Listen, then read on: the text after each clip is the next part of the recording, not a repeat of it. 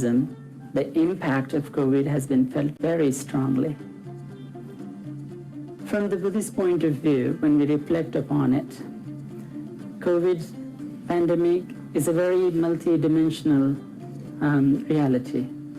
It helps us to think that the humanity as a whole, in our current way, as we are growing, as we are continuing to evolve, cannot continue without readjusting our priorities.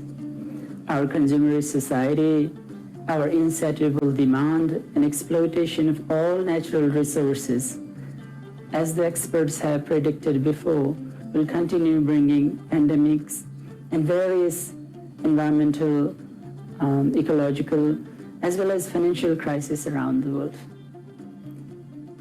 In this current context, it's a great time to reflect upon our engagement with the natural world. We, the Buddhists, we believe that even pandemics, they are due to our own karma. It is when we humanity engage in harmful ways, such effects are produced as a result. So Buddha's teaching invites us to reflect upon our part in this whole equation. I strongly believe that Buddhist pilgrimage, from the very beginning of Buddhism, has always been about leaving our modern world, going to the nature, and seeking the answers of life there. I would like to remember that even the founder, Gautama the Buddha himself, he gave up a very wonderful palace. He gave up his very privileged life, left everything behind, and wandered the forests, the rivers, and the sacred places, all the natural sites in India and Nepal. As we know very poetically, that it was while sitting under a tree, reflecting upon this very primordial connection between us and the nature, Buddha found his first awakening. We believe that the awakening the Buddha had discovered in the lap of nature, the story has been repeated many times.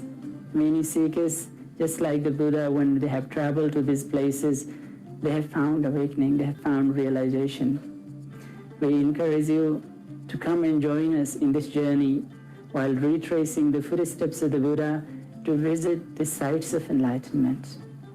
When we reflect upon this, the sacred sites, even within Nepal, they're all in the lap of nature.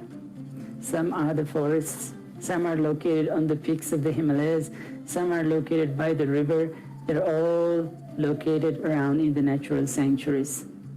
I would like to congratulate Nata for organizing this wonderful webinar on such an important theme. And I would like to encourage the travelers, the seekers, and the pilgrims that after going forward from the pandemic, let's change our way of traveling.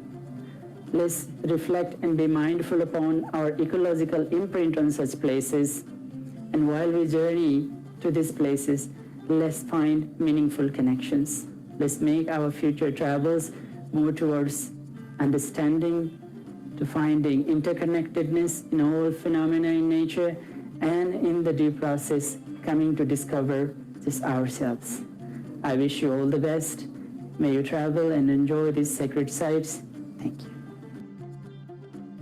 Webinar on Buddhist Sites of Nepal, 10th January 2021, 6 p.m. Nepali time, live on Bodhi Television, organized by Nepal Association of Tour and Travel Agents, NATA, in association with the Nepal Tourism Board, promoting Buddhist International Travel Mart, official media partner, Bodhi Television.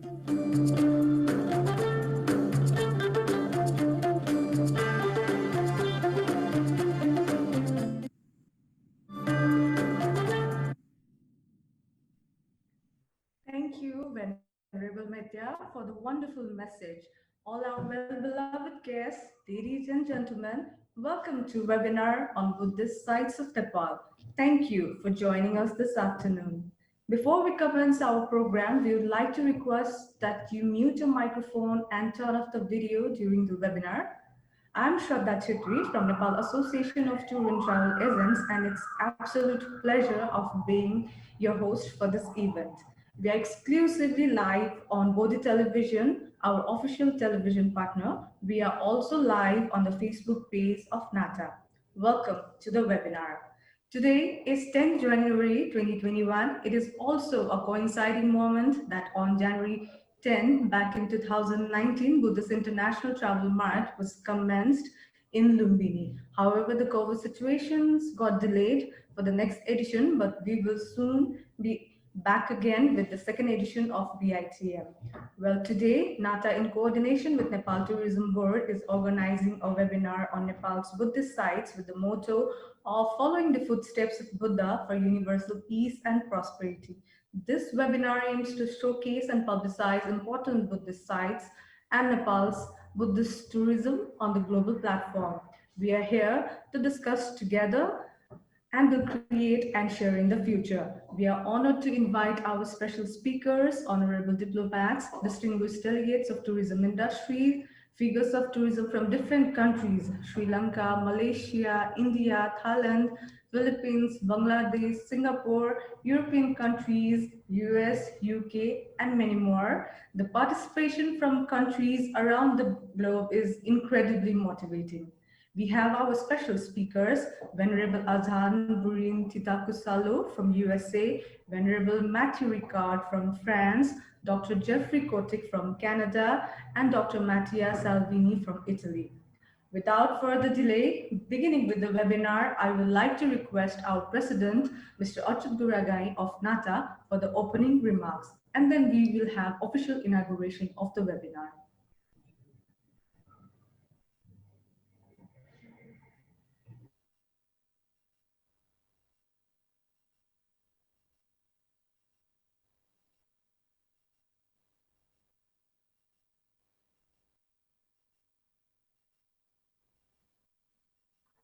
I would like to request Achut sir for the opening remarks of the webinar.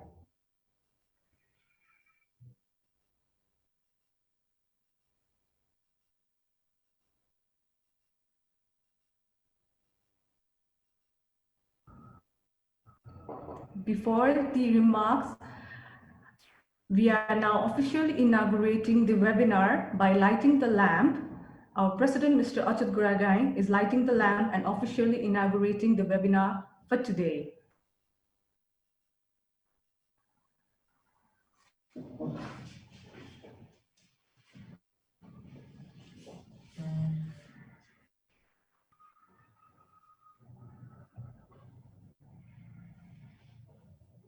Thank you, Achut sir.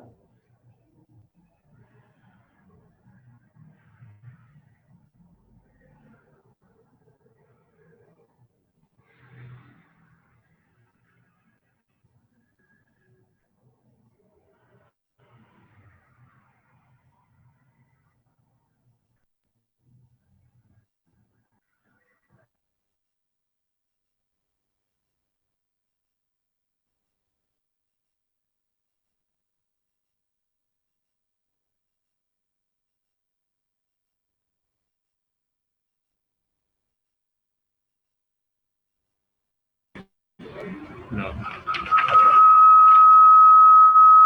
Namaste. Good evening, good morning to the world. Your Excellencies, distinguished guests, ladies and gentlemen, I would like to welcome you all to our virtual webinar on Buddhist site of Nepal. To introduce myself, I'm Achut Guragai, President of NATA, Nepal. I'm greatly honored to have this opportunity to chair this webinar. Nepal is a reservoir of history, culture, philosophies, and religions. Global interest to visit and experience these assets put Nepal amongst the most desired destination for tourists and pilgrims. Amongst them, the Buddhist circuit is a root that follows the traditions of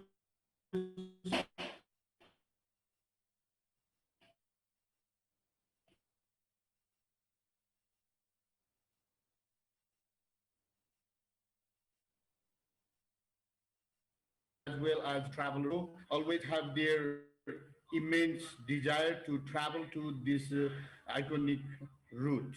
We have much more responsibility to preserve and announce and promote it to the world.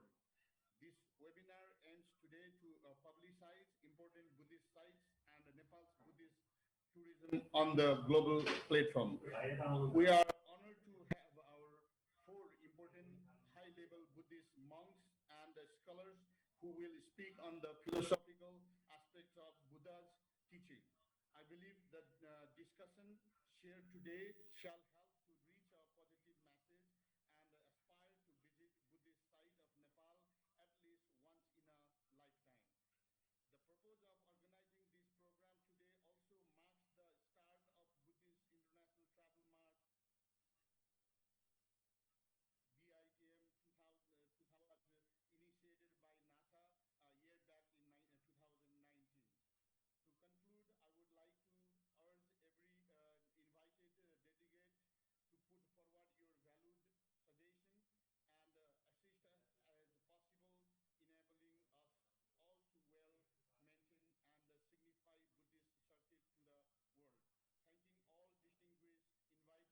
Thanking all distinguished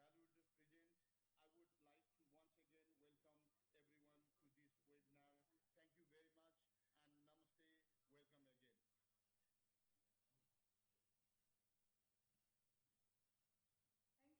to once again welcome everyone to this webinar. Thank you very much and namaste. Welcome again. Thank you, Akshat sir, for the remarks that makes us more understand about this webinar. We have officially inaugurated our webinar for today. Now, moving on, please allow me to call upon CEO of Nepal Tourism Board, Dr. Dhananjay Reddy, for his special presentation. Hello. Can you hear me? We can hear you, sir. Okay. Thank you everyone for this golden opportunity to say a few words. Actually, I was asked to give one presentation, but because of some technical reason,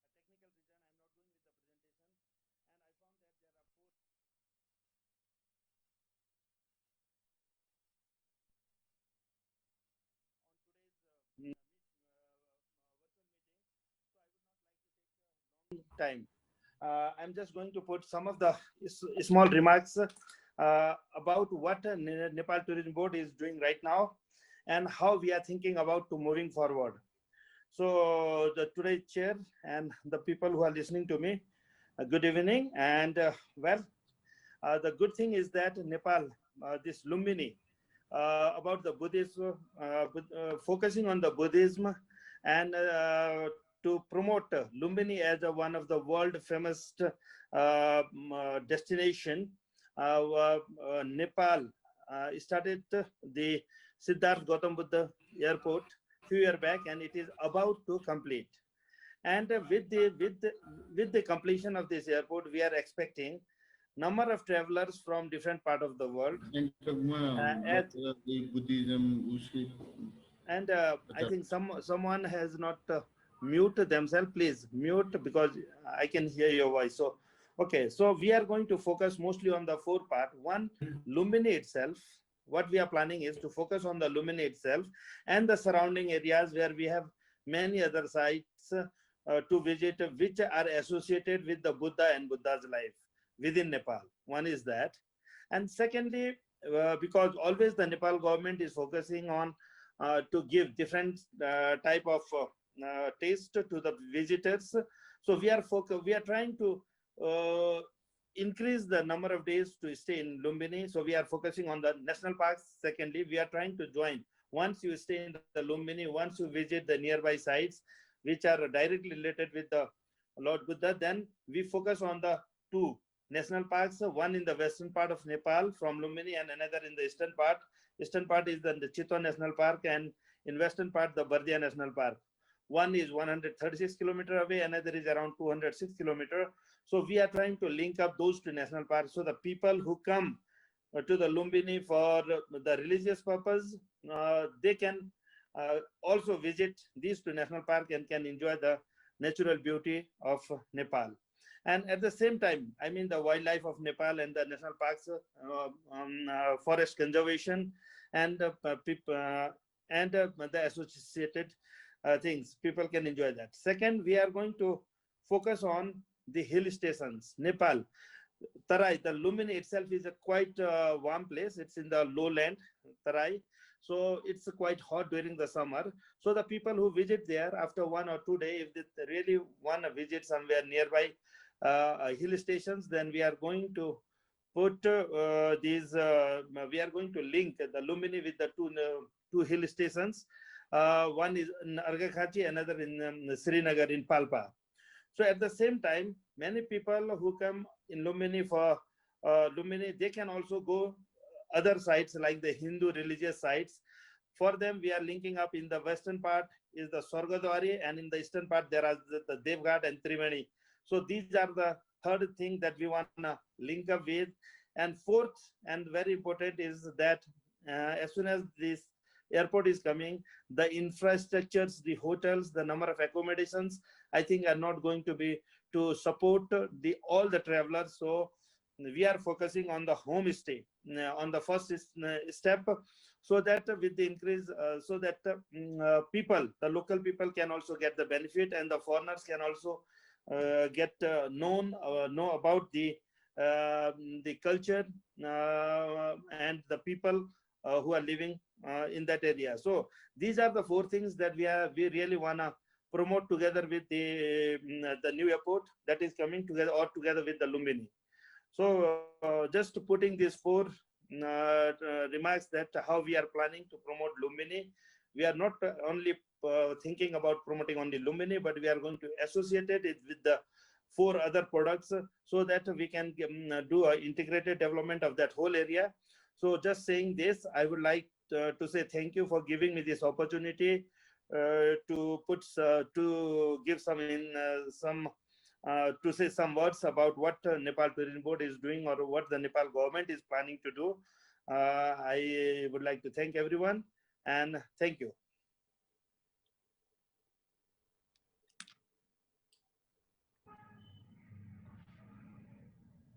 Thank you, sir, for your special remarks on today's webinar that also gives insights on the future projects encouraging our tourism industry.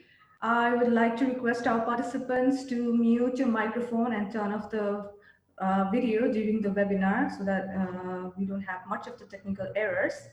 Well, on the request of Nata, we have received a goodwill message from Mr. Vikram Pandey, who is the Goodwill Ambassador of Lumini Development Trust. Please allow me to read the message. Here it goes. Dear Nata team, we are very happy to learn that Nata is taking the initiative to organize a webinar on Buddhist sites of Nepal, following the footsteps of Buddha for universal peace and prosperity.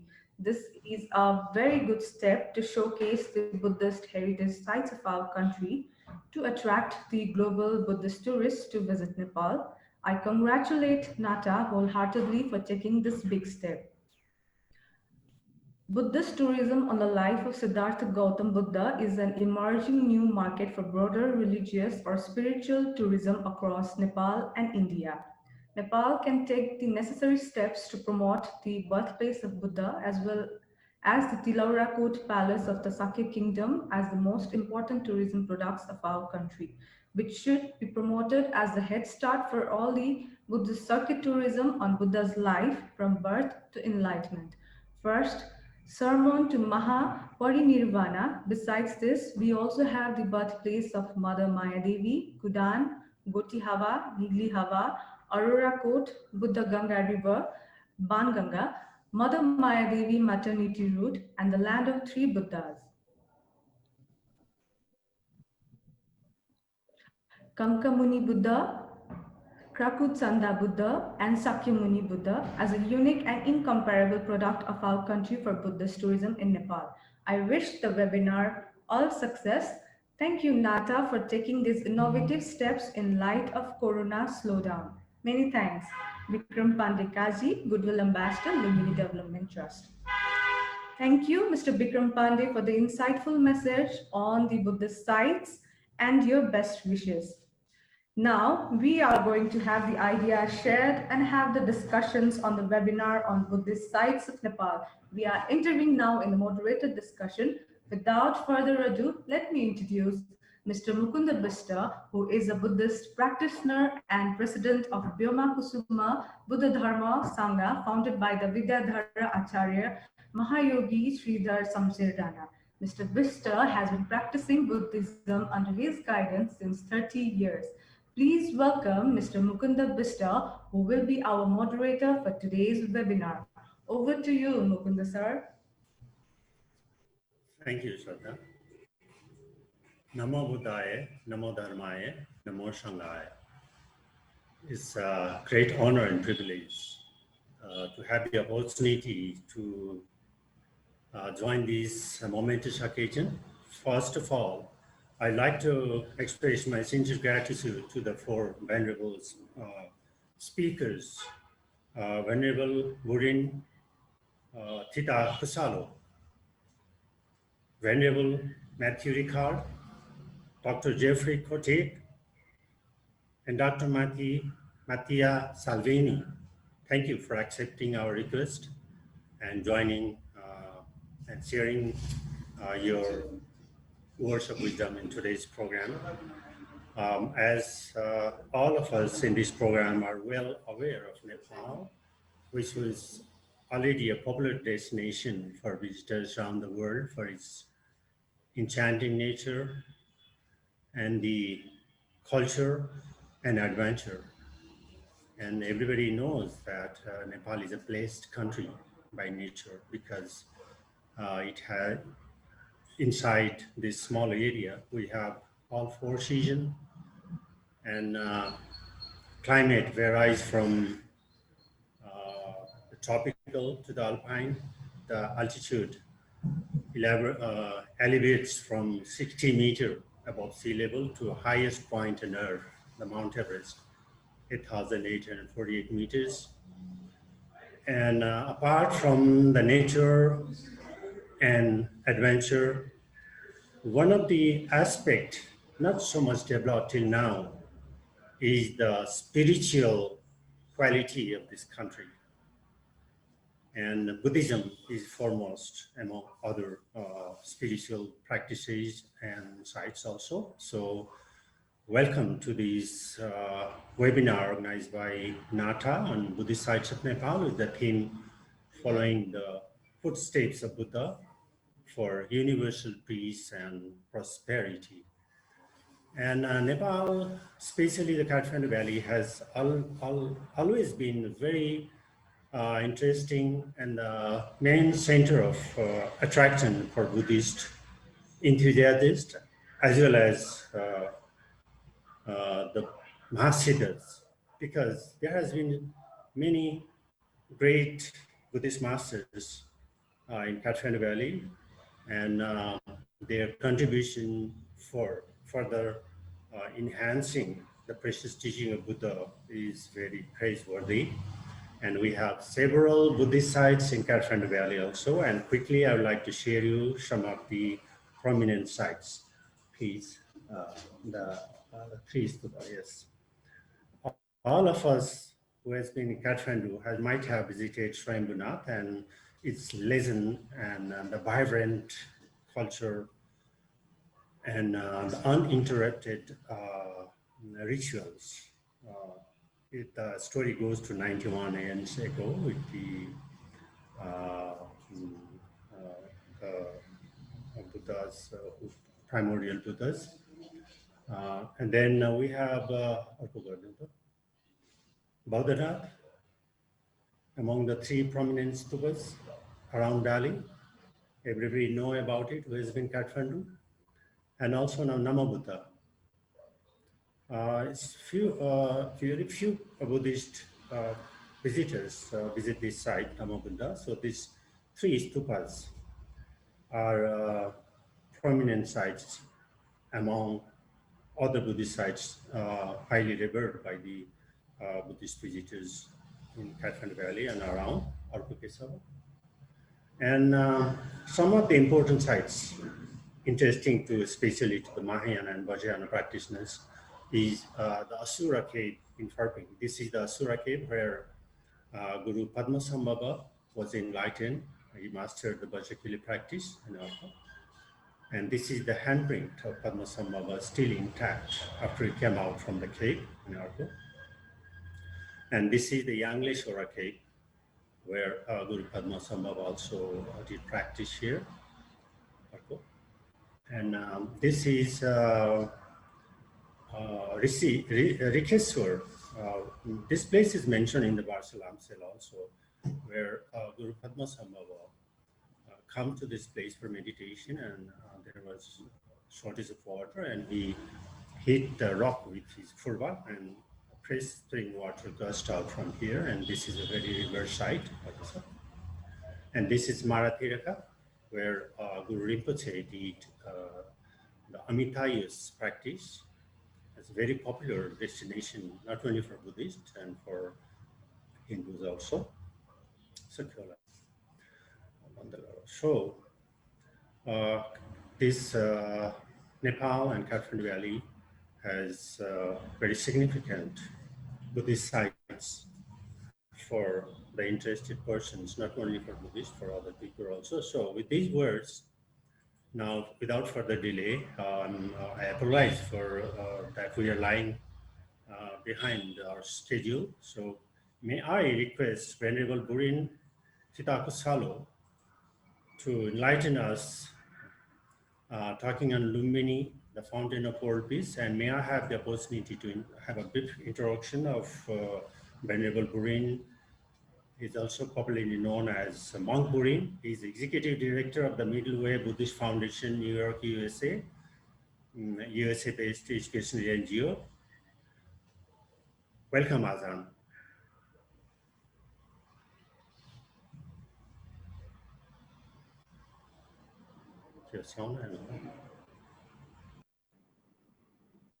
Okay, hello everyone. Can you hear me? Can you hear me? Yes, Azan, we can hear you.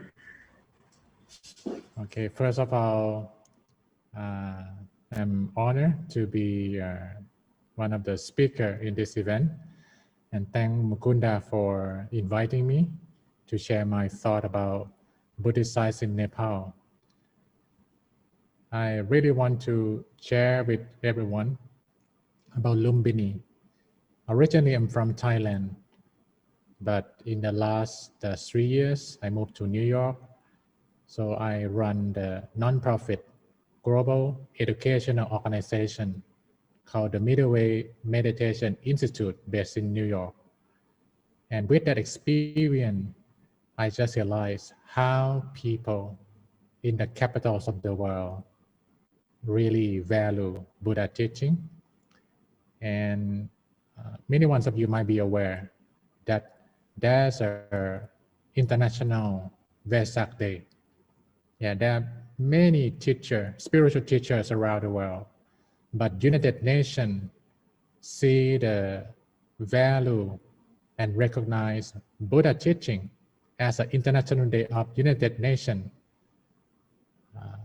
I talked to several distinguished leaders at UN that they look to the Buddha that he have a very neutral, logical, practical for Buddhists, non-Buddhists, and even to atheists.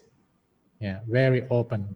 And that's why they recognize Buddha at the highest spot at the United Nations. And today, before moving forward to that part that why Lumbini is a fountain of world peace, not just for Buddhists, but for all peoples around the world that should come experience. So I show you some slide.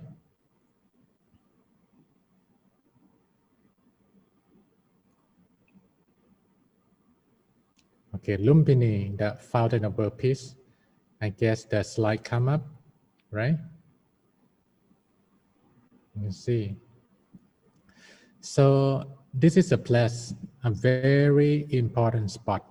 You know, in my view, as a Buddhist monk, I travel 6 continents teaching meditation to more than 100,000 people in 40 countries.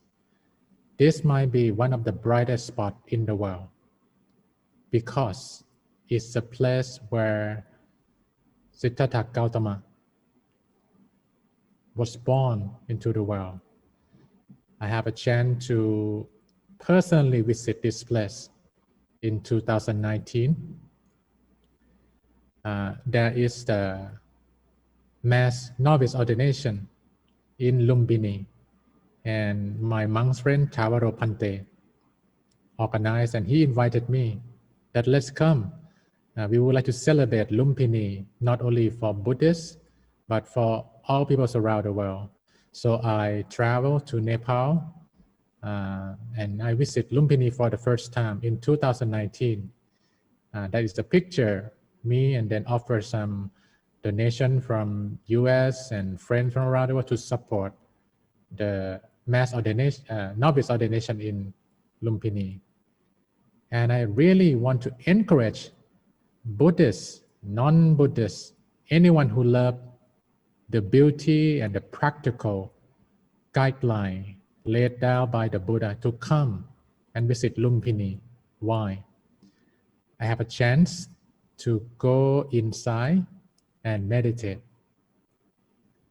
And amazingly, there are many good spots in the world that when I was there and have a good meditation, but this place is very special, especially when you go inside Mahamaya temple and you realize that more than 2,100 years ago, this is a place where everything began.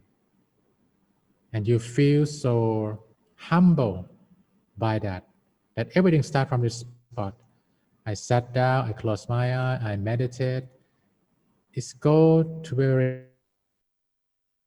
deep, strike me so much that if you try learn Buddha teaching, meditate following the Buddha, you must be here and feel that energy, feel that inspiration that will be with you even you travel out from Lumbini, out from Nepal.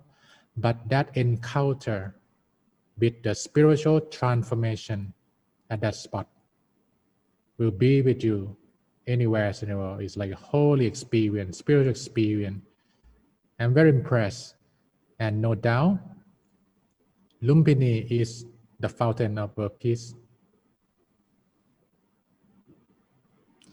If a chance to visit, you will see the sign. Yeah, Panchasila. Imagine if anyone from Buddhist country, from non-Buddhist country, come here and they inspired by the Buddha and they read this Panchasila. This is the actual stone, like a carving stone in Lumbini. Imagine people from around the world refrain from killing any living being, refrain from taking what does the owner not give, refrain from committing sexual misconduct, refrain from telling lies, and refrain from taking any intoxicant or drug. What a different world we'll experience. So that's my big inspiration for people to come, meditate, learn this Dharma of the very fundamental Panchasila, and pass on that value to their family, to their friends in any country.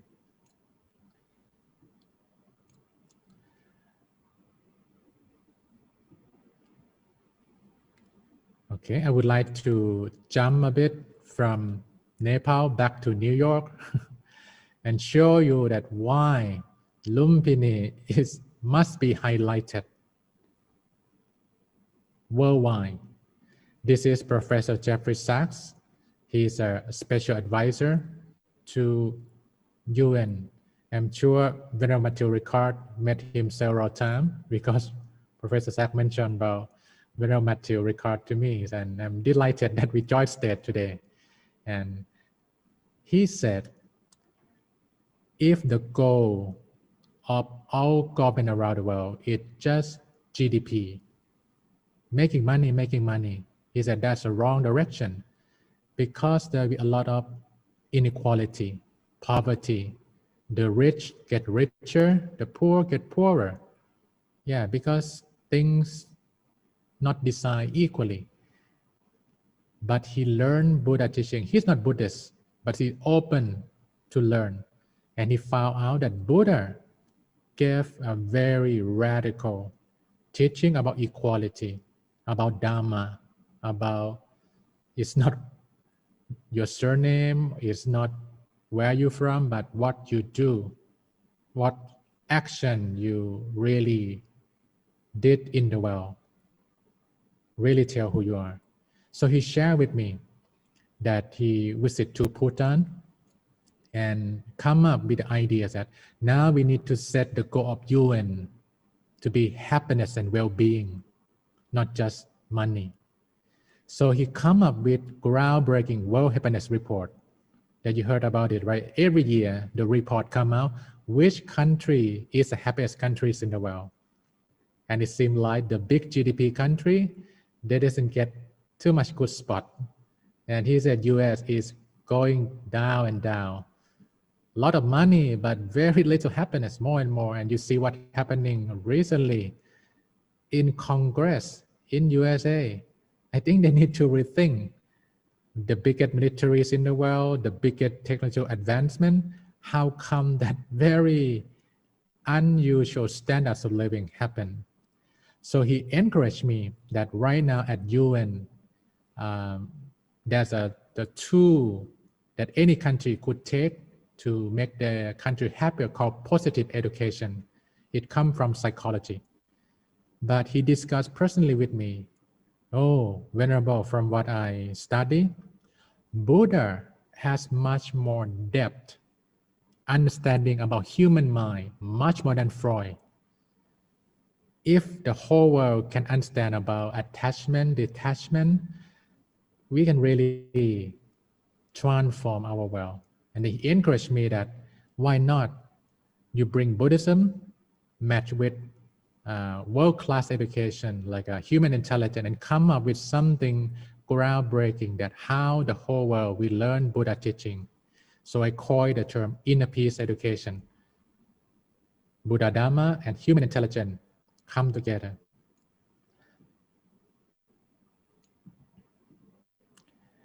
So from that inspiration, sorry, it's too fast. From that inspiration that Professor Jeffrey Sachs inspired me, he encouraged me that why not Buddhist monk like you come more often to UN and share your thought how people will benefit from Buddha teaching. So early this year, luckily, we have the first time ever SDG, Light of Peace, Sustainable Development Goal, Light of Peace. What kinds of light? Light from the Buddha Dharma that connect with the light of all religion. So before COVID-19 hit New York, just right before we organized Sustainable Development Goal, like how Buddha teaching can advance that sustainability in the world. Our team go inside UN building, we meditate with our religion and show that Buddha is neutral, care for all. We not take over anything in the world, we just want to share peace and love. So I'm sure right now there's a high demand of experiencing Buddha teaching. So why not tell the people, not just read from the book, come to Nepal, come to Lumpini and many Buddhist sites that Mukunda just showed and get that inspiration to live a better life. I would like to close with something that very relevant right now. This year, we have a great challenge of COVID-19. So in April, sorry.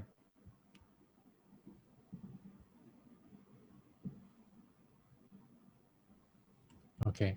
In April, I was asked by my student in New York that, Venerable, now we really see impermanent things collapse. business, poverty is coming, this and that. How Buddhist monk can heal this? So I start this thing called Daily Mind Shower Live with Monks team, that on the daily basis we offer Buddha Dhamma through Facebook and let people feel that fountain of peace inside them. This is free. Anyone can come in, facebook.com/mmIpeace. So right now, we share this pure water of Buddha teaching. I start in April 1st and I didn't promote anything, spend any dollar for Facebook, but people interested. So now there are about 66 countries from 6 continents joining this program on a daily basis. Why not? From that Facebook experience, come to Lumpini, come to Nepal, and live a better life. I would like to close my presentation today with this beautiful quote that I really love.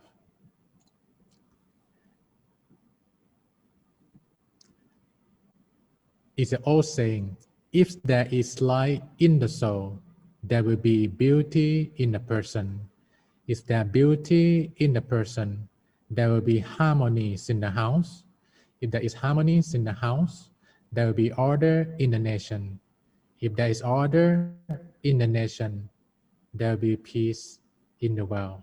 World peace comes from inner peace. And that peace starts in Lumpini, the fountain of world peace. Thank you. Sadhu. So I pass the microphone back to Mukunda for your moderator mission. I'm really grateful, Azan. In my opinion, you're not just a monk. For me personally, you are already an arhat, because your dedication to the Dharma and also your deep insight and the wonderful Dharma activities you're doing is praiseworthy. Thank you so much, Azan. And you have mentioned so many good things about Lumbini. And after listening to you, we know how much love you have to Nepal and Lumbini, and how much activities and efforts you've been doing to promote Lumbini as the fountain of world peace. And you have traveled other countries also for this great purpose. And you have done wonderful program here. The idea of more than 100,000 Buddhists with 40 countries is just wonderful. And you have meditated in Mayadevi Garden, the birthplace of Buddha, and you've felt the vibration of the spatial energy, and you encourage other people also to come to Mayadevi Garden, meditate for a while, and feel the serenity, peace, and spatial happiness inside your mind. And you have also mentioned about what's the goal of life? Is a material thing will bring you the ultimate happiness? You say no. It should be the happiness is in your mind. You should cultivate it. It's very, very rich, profound teaching. Thank you, Azan. And in this connection, I would like to show some slides. So can you open some slides related to, everybody knows this temple. This is Mayan Devi temple, where about 2,600 years ago, Sakyamuni Buddha was born exactly at this place. And this is the marker stone that Emperor Asoka mentioned in the Asokan pillar. The first step that Buddha took on this earth, this is the marker stone inside, now under a bulletproof glass. And this photograph is from Kapil Vastu, the palace of Buddha's father. And this particular site is the eastern gate of the compound of the palace, where Buddha decided to walk out in the middle of the night. So this is Mahaparinishkamana gate. It's very holy to visit. And this is Udana, where after enlightenment, Buddha visited and met his family here. And this is where Niglihava, there are two slides, Niglihava and Gotihava. This is where the Kakrachunda and Kanakmuni Buddha were born. So, and this is Ramgram, very special stupa. These are all around Lumbini, because we know that after the Mahaparinirvana of Sakyamuni Buddha, there was a little bit misunderstanding and almost fighting between the stakeholders of the precious relics of Buddha. And it was later on decided to put on 8 equal parts and distribute among the kings and other people. And this Ramgram is Navarparasi district in Nepal, and this ancient stupa still has intact one of the 8 portion of Buddha's relics here. Even Asoka, Emperor Asoka couldn't open it because it was protected by the Nagas. And after Emperor Asoka also, some Nepali rulers also tried to open it, but they could not. So this is also a very important site around Lumbini to visit and meditate. Sakyo. So after this, I would now like to request Venerable Matthew Ricard. Most of us who are watching this program are well aware of Venerable Matthew Ricard. He's not only a high-level monk, he's also a very learned Buddhist scholar. And he's an author, and he's also a photographer, and he has long relation with Nepal on compassionate charity activities, one of the activities to be performed by the Buddhist practitioners. And he's former founder of the founder president of the Karuna Sachen Foundation. So now, Venerable Matthew, would you please enlighten us with your wisdom of words on the sacred places and art as way to cultivate pure perception. Welcome. Thank you so much, Mukunda. I'm very honored that you invited me to this webinar, and I don't think I'm the most qualified person, but since I've been spending almost half a century in the Himalayas, mostly in Nepal, more than in my native country in France. I mean, I feel more Nepal at my home now, and that's where I hope to die as well. So yes, of course, sacred places are so important. And among all the sacred places, obviously, the one linked with the Lord Buddha's life are the most important of all. And without the Lord Buddha coming into this earth in order to bring his teaching and manifest the great wisdom and compassion, then there will not be the light of Dharma today. So we will be in a dark kalpa. That means in an era where the Buddhist teaching, a Buddha has not appeared, or the Buddha has not taught, or the teaching has not remained. So we are fortunate. It's a fortunate kalpa. So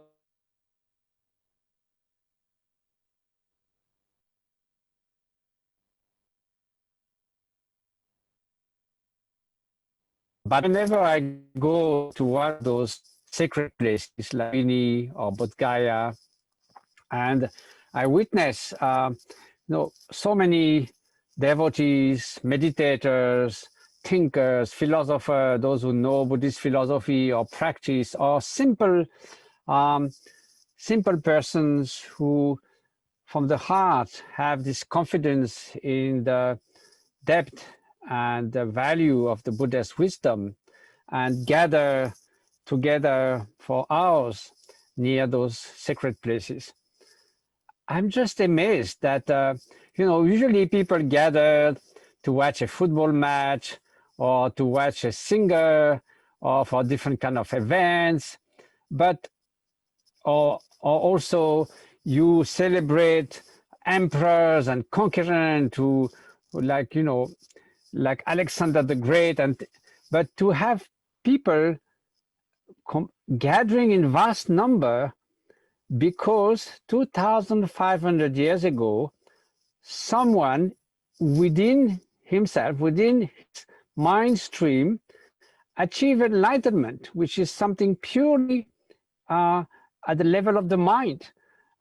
There's not someone who conquered land, who did all kinds of incredible things. He's not the wealthiest person in the world, the most powerful person in the world. Something happened within. And yet, 2,500 years ago, all these people are there to celebrate, to show their admiration and be inspired by what happens in the Buddha's mind when he went, like we can go ourselves, having the Buddha nature, from the darkness of ignorance to the light of wisdom, from being entangled in the endless suffering of samsara into ultimate freedom. So that's so amazing.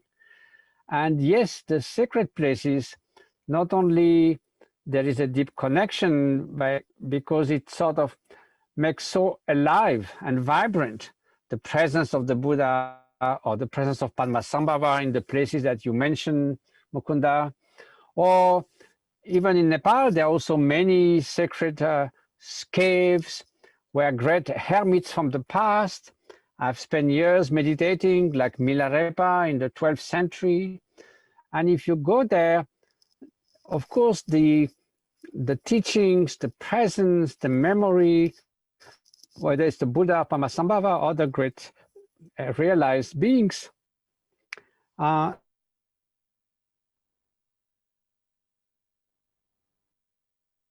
vast mention. So it is in the teaching that to meditate for 1 month in such a sacred special place brings as much transformation as meditating for 1 year in an ordinary place. It doesn't mean that we should not meditate everywhere and practice, of course, but there's a very special thing. And sometimes if you go in those places, it looks so simple from the outside, but just the depth and the importance of what happened in the past really brings the best of yourself at the surface. And that's what we need in our modern world, to bring the best of ourselves at the surface. And when we manifest altruism and compassion, somehow this is a sign or a reflection that the Buddha nature is present deep within. If our fundamental nature was sort of based or evil or sort of degraded, or then somehow this will be the baseline which we will find deep in our mind. But when we look very deep in the mind, behind the clouds of the thoughts, what we find is this pure awareness, this luminous quality of mind that is free from concept. And that is possible because this is our true nature. This is Buddha nature, that Tathagata Garbha, that is in every sentient being, like every seed, sesame seed has oil with it. So everything that is good in this world comes from this original goodness, we may say. And sacred places, and there are so many in Nepal at all different levels, from the major places of the Buddha's birth to many places blessed by Padmasambhava, like Maratika and Chumichangchup and all those you mentioned, and also places where great teachers have meditated. All those together reminds us of engaging in the path from entanglement to freedom, from suffering to freedom from suffering. And as you mentioned in the title I propose, those places also help us to cultivate what we call pure perception or pure vision. What do we mean by that? It's not just a silver lining, trying to paint something that is terrible and paint it with pink or gold, hoping that it will look good, even though its nature is terrible. So like a facade.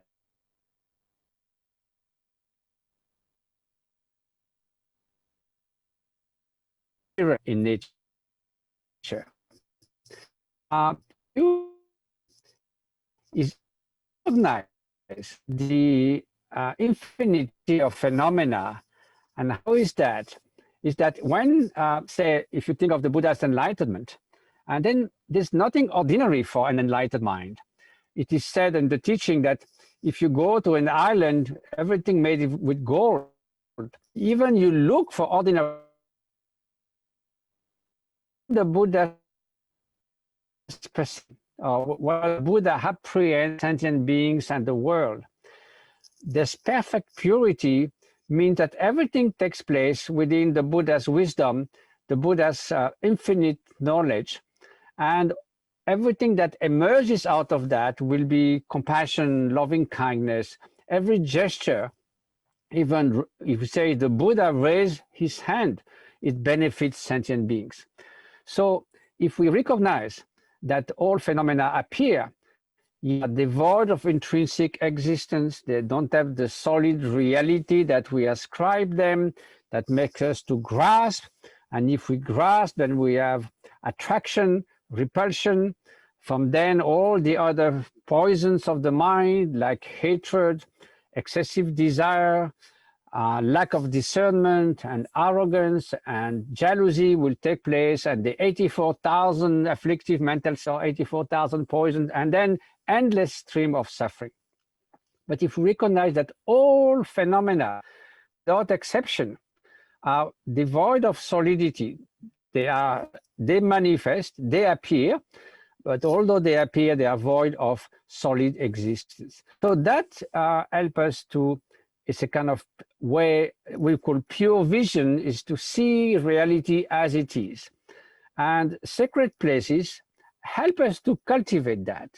It's not that we are fabricating something, but because of the teaching of the Buddha, because of the presence of the great masters of the past who stayed in those places, somehow we get more attuned first to our Buddha nature and also to the fact of this ultimate nature of reality.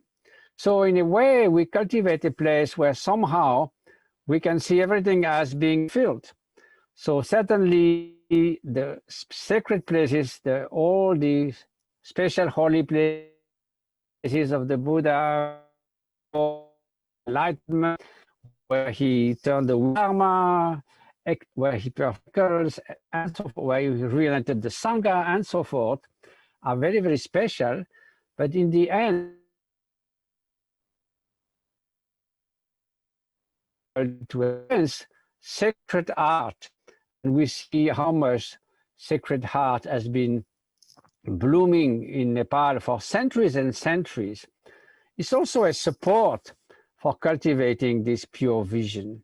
All the tankas, the paintings of the Buddha depicting the tracks of the Buddha, or some various aspects of that we take as support of meditation, and the different statues, in fact, they remind us of our true nature. Because if I meditate myself as Matthew all the time, I'm not going anywhere.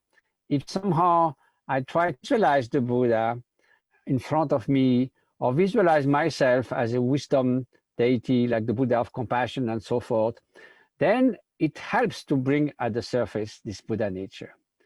And since the Venerable who spoke before me so kindly showed the path,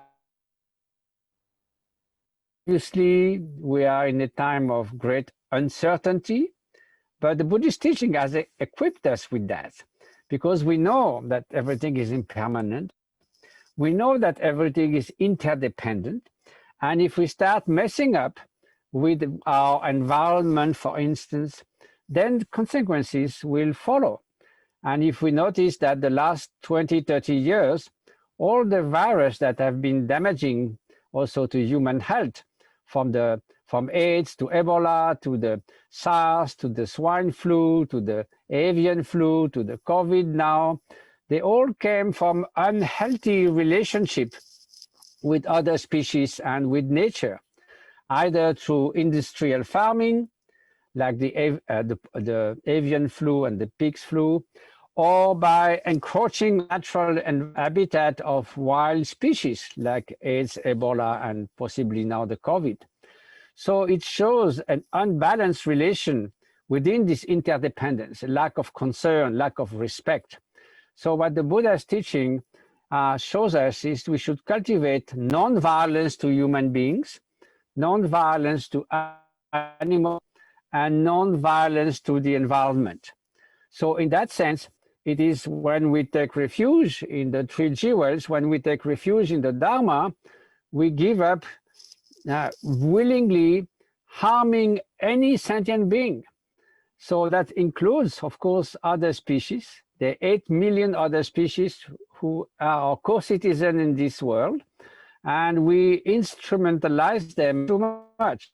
I was told that there was about 120 billion Homo sapiens live on Earth since our species appeared. And that's the number of animals that worldwide we kill every 2 months. 100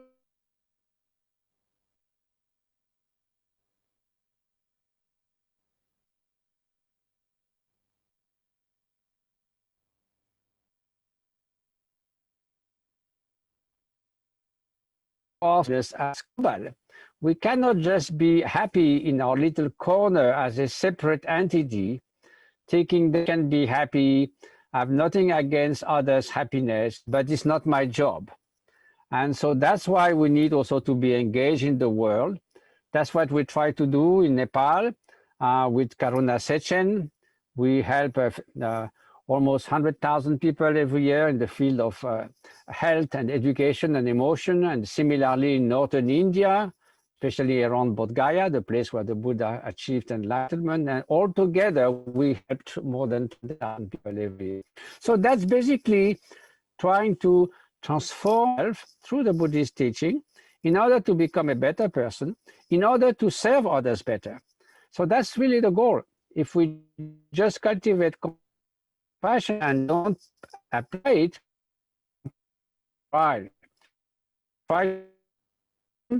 then compassion is blind. So that leads me to say that in our days, I think one of the most powerful of the Buddha's teaching combined great compassion, the Mahakaruna. If the challenging time and the quite clear many in this world are mind is basically a lack of consideration of others. And if we were to meet the challenge of time, which is to reconcile the three scale, they are the short, the feed at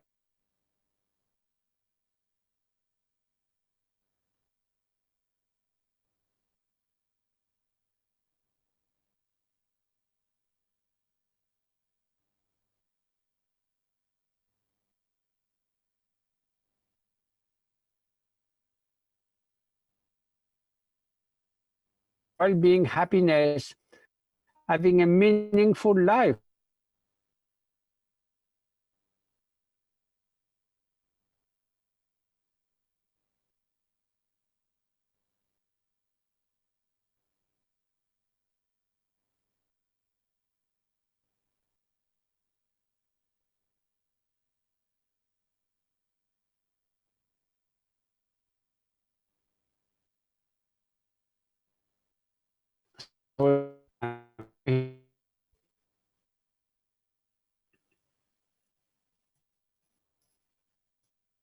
I mean,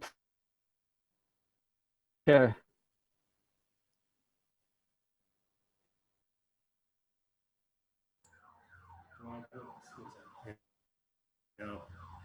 Reverend Matthew, I think your internet connection is not stable. We can't hear you.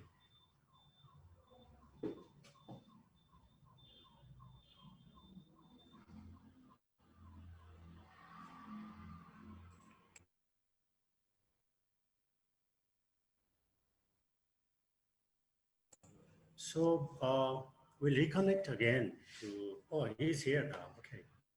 Hi. I'm in the forest, so a little bit bad connection. Let me conclude in a few words.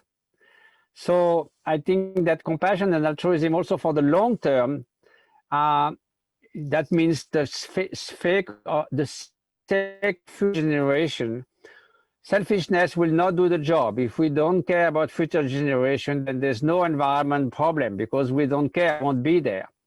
So one of the core teaching of Lord Buddha, which is altruistic love and compassion, is the only pragmatic concept that can seamlessly reunite those three timescales, taking more care of people now, remedying to poverty in the midst of plenty, having more social justice, and then help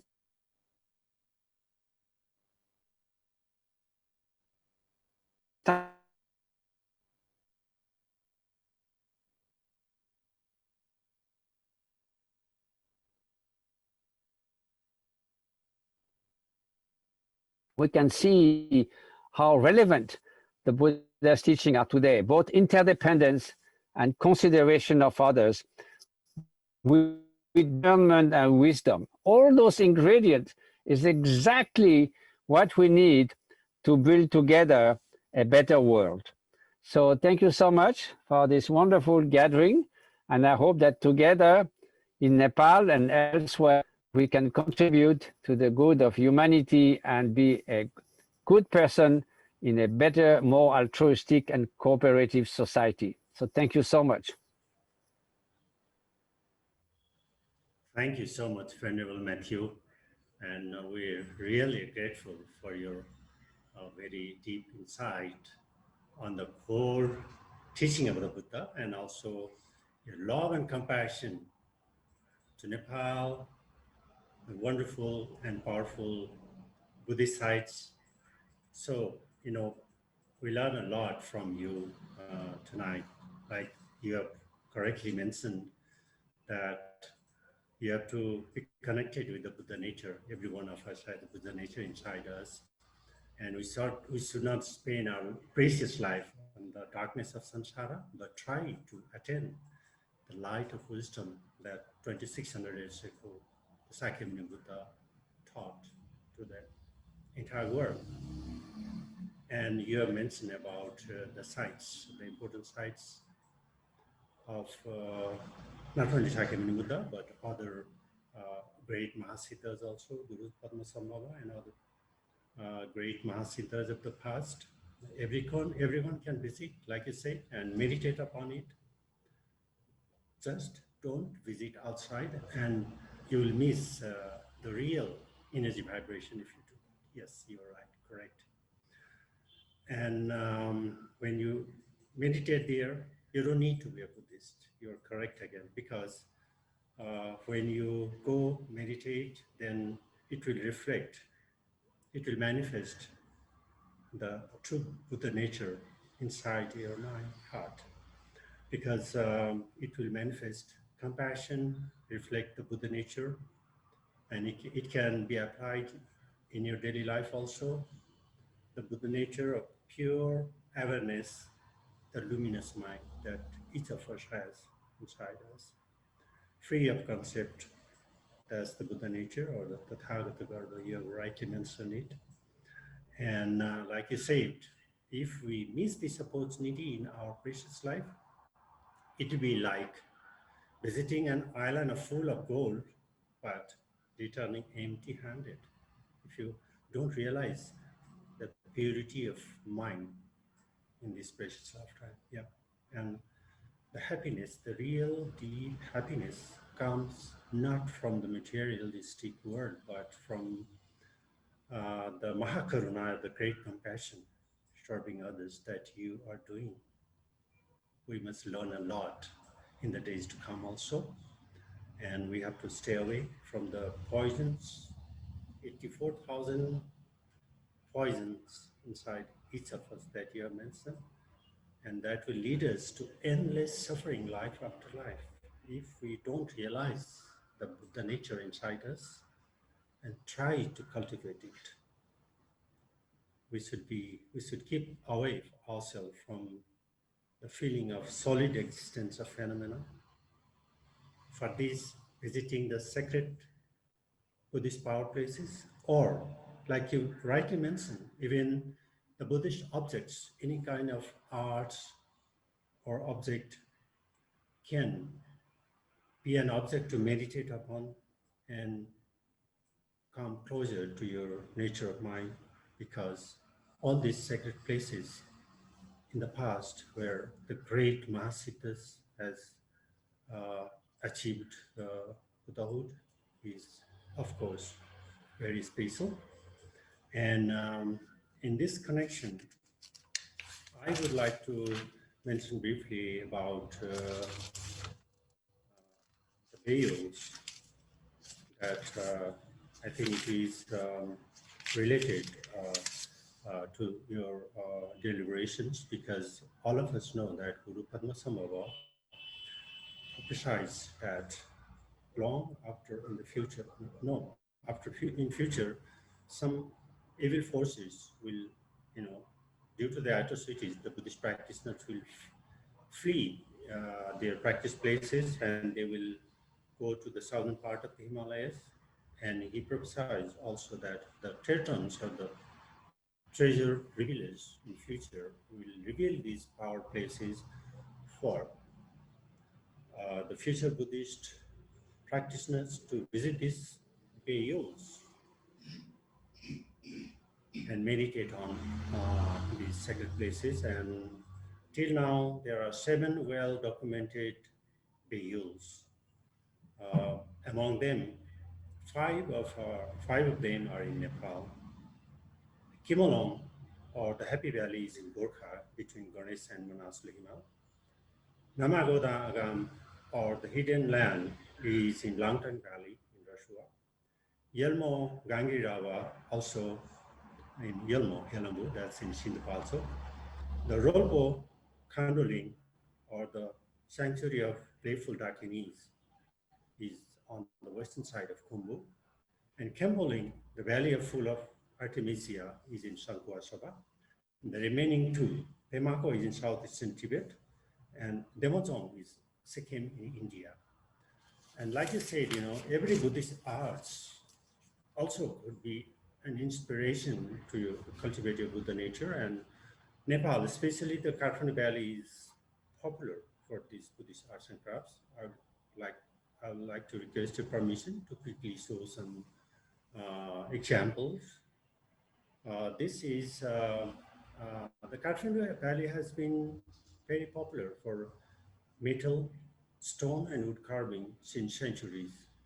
And we had master craftsmen, and this legend is still continued today. And like you can see, the Buddha statue, the art on it.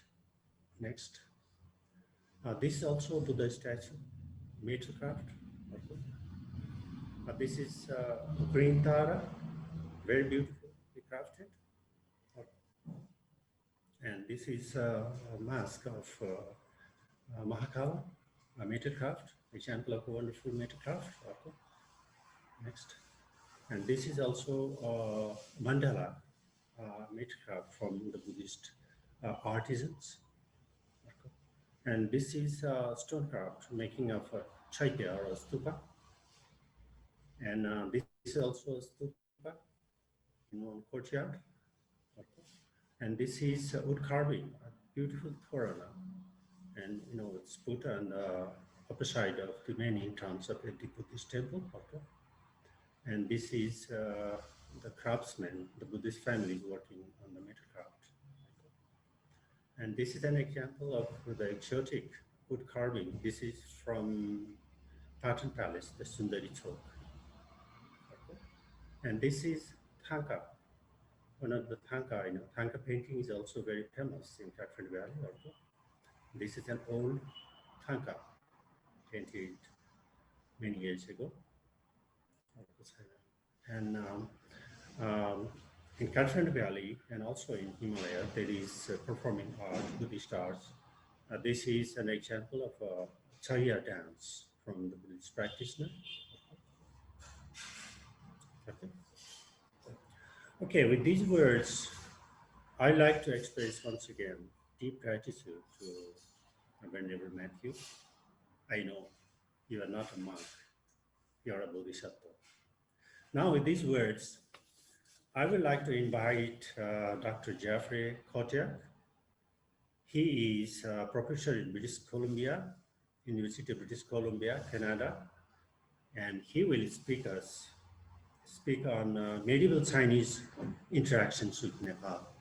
Yes, Dr. Jaffe. Thank you very much for inviting me to this wonderful discussion. I am greatly honored. And today I would like to discuss the historical relationship between Nepal and China, which goes back a very long time. Now, although Nepal and China are geographically separated by hundreds and hundreds of kilometers, historically, there was a lot of interaction between China and Nepal. And the earliest contact between China and Nepal starts around the 7th century, when Nepal sent to the Chinese emperor a gift, and he offered a shala tree, the sapling of the Bodhi tree. And so this started an interaction between China and Nepal. And this is again in the medieval period in the 7th century. And the famous monk Xuanzang, who traveled by foot from China through Central Asia down into Nepal, also recorded some details about Nepal. And he says that there's Buddhist monasteries and Brahmanical temples, so Hindu temples, they stand side by side. There's at least 2,000 monks. They practice both the Mahayana and the Hinayana. And so he points out that there was a Buddhist presence in Nepal in the 7th century. And so there was this sort of important recognition of Buddhism in Nepal from the Chinese side. And there was also very positive relationships between the Chinese and the Nepalese this early on. And I think what I want to stress today is the importance of this sort of international relationship of the past, because we could build upon this in the future, especially because there's a great deal of tensions between China and India. And in between China and India, you have Nepal, which is the birthplace of Shakyamuni Buddha, and also hosting a number of other religious traditions, the Tibetan Buddhists, the Newars, the Hindu traditions, and so forth. So if we could bring people together to about a common cause, then I think we can also facilitate peaceful dialogue between these different countries and these different cultures. And so when we look at this map here from the 13th century, we can see how the Chinese positioned Nepal. And interestingly, it's right at the center of this map of the Western regions, Western relative to China. So settled in the Himalayas, north of Kushinagar and the great monastery of Nalanda. So Nepal was at the heart of this map. And so it shows a great deal of importance given to Nepal. And there was a lot of travel by foot actually through Tibet into Nepal. And then a lot of the Chinese monks who were traveling to India as well would go through Nepal and stay for a little while and then head southward toward Bodh Gaya, Nalanda, Kushinagar, Sarnath, and these other locations in India. So it was a transit point for many Buddhists traveling from East Asia to South Asia. Sometimes they would also take the route through Southeast Asia by sea. Sometimes they would take the northern route, but many times these monks would also cross overland through Tibet into Nepal. So again, in the modern day, we should highlight the fact that Nepal could be a meeting point, a transit point for many Buddhists. If we want to visit the 4 holy sites of Buddhism, Bodh Gaya, Sarnath, Kushinagar, and Lumbini, well, we also must visit Nepal because Lumbini is in Nepal. And so I would really hope in the future that we can bring together more people into Nepal, particularly from East Asia and China. And as tensions rise between India and China, perhaps we could even open dialogues between the leaders and Buddhists of both countries in a neutral country, such as Nepal and Lumbini in particular. I visited Nepal for the first time in 2011, and it was a great experience. It was a very enlightening experience. I got to meet many venerables And I also reflected on the fact that monks such as Xuanzang and even earlier Faxian had visited this great location. And the atmosphere of Lumbini was just very, very rich and rewarding. And as a historian, I was especially fascinated with Ashoka's pillar, which was placed there in the 3rd century BCE. So over, 2,000 years ago, 2,300 years ago, King Ashoka had set up this column. And how many people from other places in the world have seen this column, been brought together? People from Europe, from Japan, from China, from all over the world, for many centuries have come to visit Lumbini, not just for religious purposes, but also for historical purposes. Archaeologists and historians see this location as very, very valuable. It is a World Heritage Site, and so it can bring people together, not just for religious purposes, but also for academic purposes. And that's also another aspect of Nepal that I would like to emphasize, is that it could be a meeting place for education in the future. Because, for example, Kathmandu University and Rangjung Yeshe, they teach Buddhism and the Buddhist languages such as Sanskrit, Nepalese, Tibetan, and in the future, perhaps we could also build upon the Buddhist education that is available in Nepal for sort of local students, but also international students, because there's many people around the world who would like to study Buddhism in great detail and also master the Buddhist languages. And Nepal is a very good location to do this. And historically, this was also true too. When Chinese monks would stay in Nepal, they could study Sanskrit and the Buddhist scriptures as well. And the internationalization of the Buddhist community is also apparent in Nepal too. And so when I went to Lumbini, I was fascinated by all of the different temples, the international temples that had been built surrounding the main temple. So we have the Chinese temple in Lumbini in Nepal. And this sort of temple here, you could see it anywhere in China, but very fortunately, we can also see it in Lumbini. And so we're bringing together people from around the world to celebrate the Buddha's life and his birth. And we could build upon this in the future.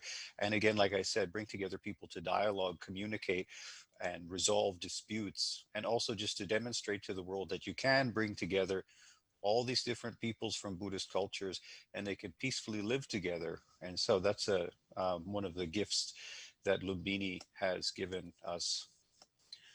And in the modern day too, I'd like to point out that Kathmandu is accessible and affordable to Buddhists from many countries. So the airport in Kathmandu is international and you can fly in there from various parts of the world. So it's accessible. And there's also the airport in Lumbini. And also the tourism to other Buddhist sites, such as in India, Bodh Gaya, has been growing over the years because as economies develop around the world, people have the financial means to fly into South Asia. So with this developing, we can expect that in the future, there will be many more people traveling to Nepal. And so we have to prepare for this and like I said, build upon the existing infrastructure to welcome people in to visit. So as some of the other speakers have pointed out, there's the other holy sites of Nepal, such as in Baudhanath and Swayambhunath, Namo Buddha, and the Guru Rinpoche cave. And so if building upon these sites, we can always look forward to the future. And like I said, Buddhist education in Nepal could be something that we could develop greatly in the future, bring people together from different cultures, not just China, but also countries such as Thailand, Japan, Korea, and Western countries, Europe and North America, and bring people together for peaceful dialogue and learning the teachings of the Buddha. And with all that, I would like to thank you very much again for inviting me. And I look forward to any comments you might have. Thank you, Jeffrey, for your wonderful deliberation. Yeah, you have a very in-depth knowledge about ancient Buddhist connection between China and Nepal. You have correctly mentioned the interactions we had since maybe that goes back to before 6th century, also before Fa Xian mentioned about Lumini and Kathmandu Valley also, and also the great traveler Huyen San also mentioned it. And yeah, I have almost forgotten about the precious gift of the Bodhi tree to the Chinese emperor in 7th century. And another part is Phagpa, Sogyal Phagpa took Arniko, the famous artist from Nepal, along with a lot of entourage that went to Tibet first and then built many artifacts. And he was invited to court of Kublai Khan, where later he married, and he was also appointed as the chief of the then archaeological department. So, and all these relations have further enhanced the ancient relationship between China and Nepal on Buddhist perspective.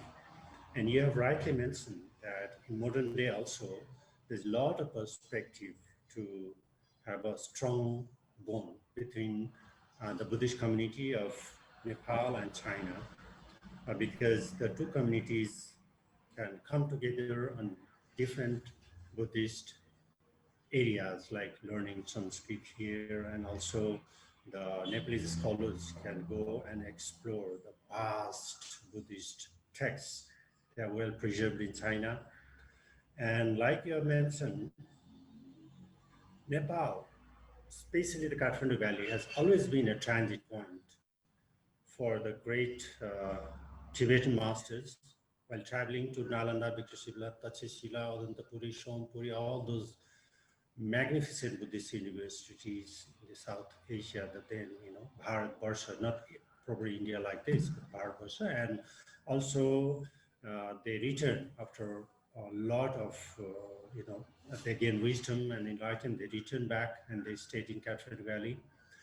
And many, and the Vajracharya Mahasiddhas also travel to, some of them were teachers, professors in Nalanda, and also travel to Tibet. And in this connection, I would like to show some photographs again, because you have rightly mentioned that the China connection is strong with Nepal, and many viharas were very vibrant and they were active in those days. So I would like to show some of the Mahaviharas of Kathmandu Valley. This one here is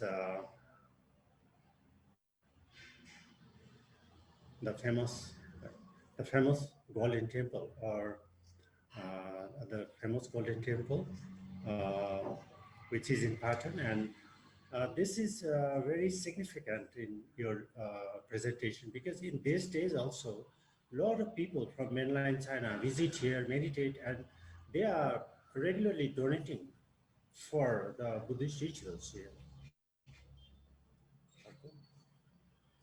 And this is MP Mahavihara, where Guru Rinpoche, Padmasambhava, came Kathmandu, and he received teaching and empowerment from Hunkar Vajra, the great Vajracharya master.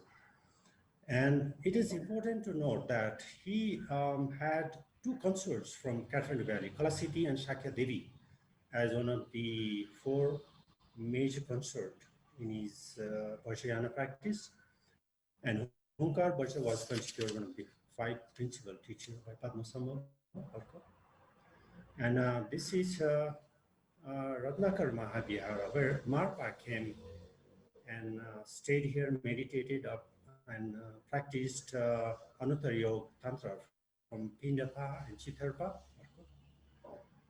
And this is from Kathmandu. It is called Thamabahil, or Bhagwan Bahal, where Atisa came here. Actually, he inaugurated this monastery. And because of this monastery's name, Thamabahil, the famous tourist area in Kathmandu, Thamel was named after. Okay, with these words, I'd like to thank you so much, Dr. Jeffrey. Now, may I now request Dr. Mathia Salvani, is Dean of Spiritual Language, International Buddhist College, Thailand, and he will speak on Nepal and Sanskrit Buddhism. Dr. Mathia.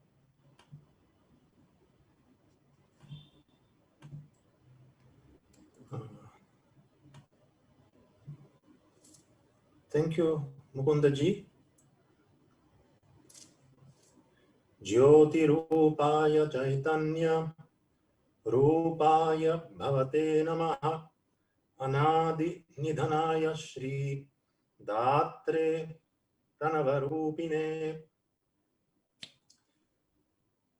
I would like to start just explaining what I chanted. After that, I will tell you whose words they are. They're not my words.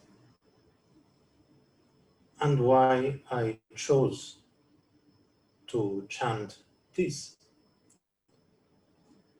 as the introduction to this topic.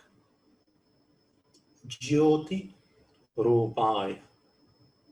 It means to the one who has the form of light.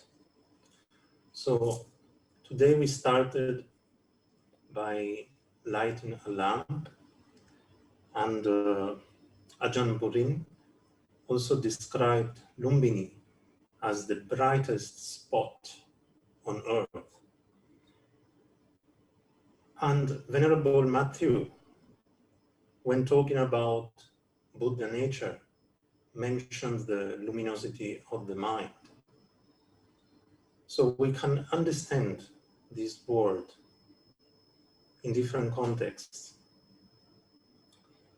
The next word is Chaitanya Rupaya.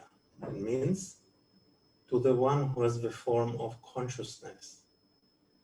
And this, in a simple way, we can connect to what Venerable Matthew mentioned, which is the Buddha, remarkably, what he attained is something about the mind, is not something really necessarily so much perceptible outside, but it's something about the mind.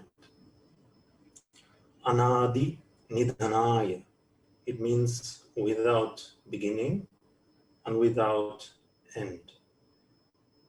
And we spoke of how, from the perspective of Buddhist tradition, we should regard things as being illusory, and so maybe not real enough to be limited by arising or cessation. And therefore, Shri Datre, the one who bestows glory, any kind of benefit, any kind of goodness comes from this. Pranava Rupine. Pranava is the letter Om, so is in the form of a letter Om, which is considered Buddhahood in the form of sound. So who said this, and where, and to whom? So we talked about China and Nepal. Well, if we want to talk about famous Chinese tourists or pilgrims, if you wish, to Nepal, I think you missed to mention the most famous, the ultimate tourist, Manjushri. Manjushri lives conventionally in Panchashirsha, in the 5-peak mountain, Wutaishan, the 5-terrace mountain. And from there, he came to Nepal on a specific day, which is still remembered, especially in the Newar tradition. And together with his 2 wives, together with his assembly, he stayed on a mountain on the shore of a lake, and he looked at Swayambhu Stupa, and he said these words: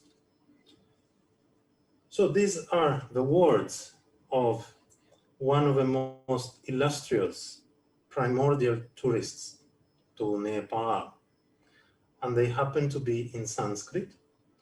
This is from the Swayambhu Purana, this very important text for Buddhism in Nepal and for Buddhism in general, also very much revered in the Tibetan tradition. I think there might even be a Tibetan commentary to the Swayambhu Purana, if I'm not wrong.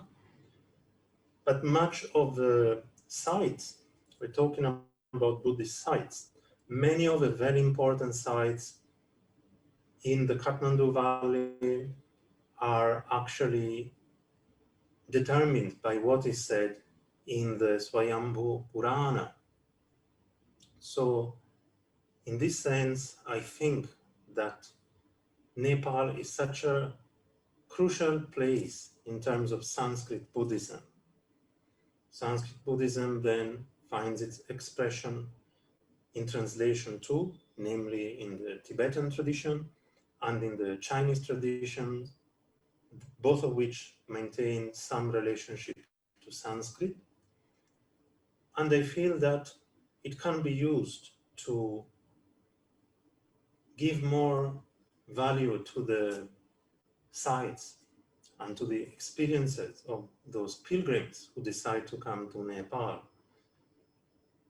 So for example, to give a very practical, clear example of what I mean by this, if this verse was somewhere visible in Swayambhu on site with a translation, but also in its original, and people could go and repeat these words and read a bit about their meaning, knowing that these are the words of Manjushri himself, I think that many Buddhist pilgrims will like it.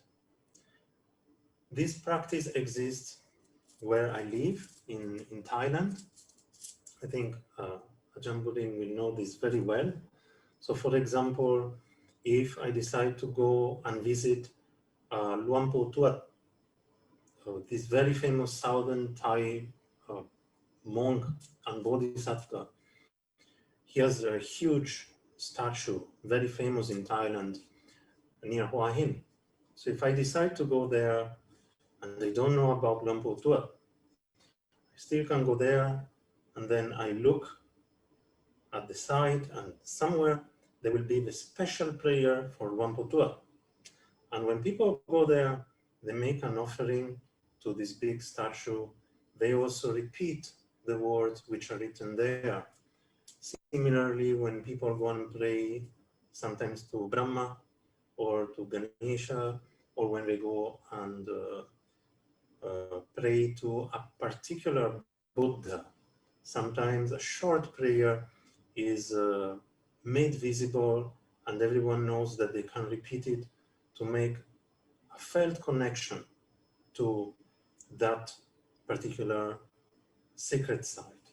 So what I want to stress in these few minutes is that from my perspective, the type of pilgrims or tourists that could be encouraged are the ones who are like Manjushri. So Manjushri should be the model of a tourist that one wants in Nepal. And for those kind of pilgrims, having some experiences about the meaning of the site, which is often disclosed through words, is more meaningful than just going to a site and looking, which might still be a great and significant experience, but knowing a little bit about the inner meaning of the site will offer something more. So if the sites could be somewhat enriched by some of the words of the great masters which have written about these sites. Another example, so when one goes to Namo Buddha, that site is related very much to the Jataka of the tigress, the Vyagri Jataka. And there's so many beautiful verses which describe the bodhisattva courage of the future Buddha Shakyamuni right before he gave his body for the starving tigress. And these verses are in amazingly beautiful Sanskrit. They sound so wonderful. Even in translation, we can get some of their power. If some such verses could be made available, that would be great, I think. And one could also discuss with these great newer masters, like you were talking about Hiranyavarna Mahavihara. I learned from a great teacher from there, which is Chakarat Vajracharya. If you speak to people like them and ask them more about the sites, more about the vows which are connected to the sites, like they have some systems of vrata, of making certain vows connected to certain bodhisattvas, to certain sites. I think that that is also an added important experience for the tourists. And this again brings to mind something which is very common in Thailand, which is taking the Uposatha vow, taking a 24-hour vow of 8 precepts. This is often done on one pra, like some special days of the month. And this tradition is common to the whole Buddhist tradition. So for example, in the Hevajra tradition, when it is asked, what is the proper way, the proper steps? What are the proper steps to bring even very difficult people to becoming fit to be guided? The first thing is said is Poshadam Diyate Pratamam. First thing, Uposhada. So this practice of being in a holy place, taking special vows for 24 hours, I think this is also something which would benefit greatly pilgrims. And I believe that many pilgrims would enjoy it very much. They would feel a greater connection to the site, and especially to the Dharma, most importantly to their own mind. And of course, they will bring it back for a very long time. It will have a very different impact. Similarly, I think many people will enjoy being introduced a little bit to some of the beautiful arts and crafts so well preserved by the newer tradition again. I think many people will like to have short courses on Ranjana Lipi, this decorative script, which in fact you can find everywhere, including in China.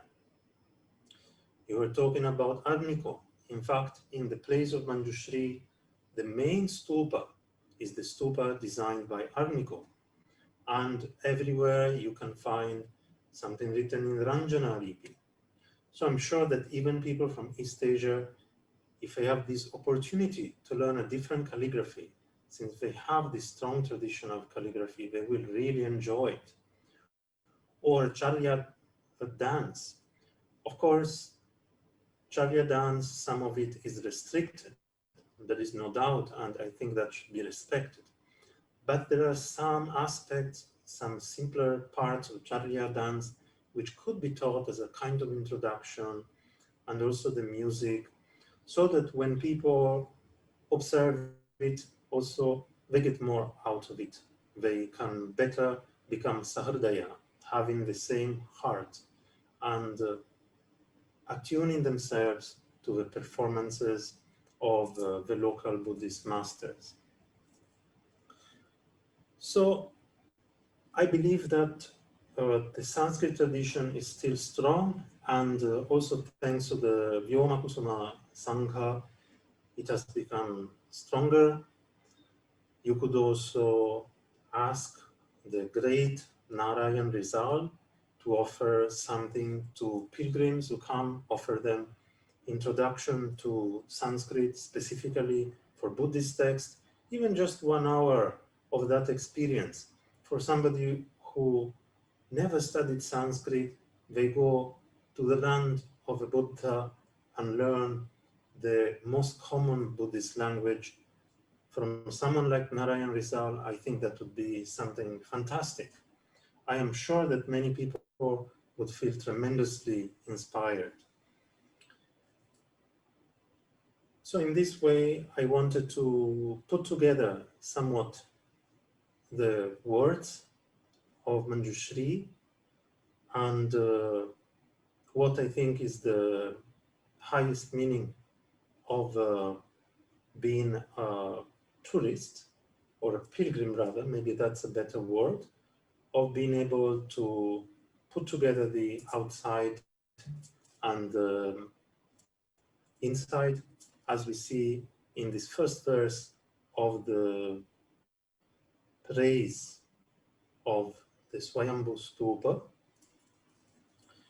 which therefore I would like to recite once more, and then that will be it.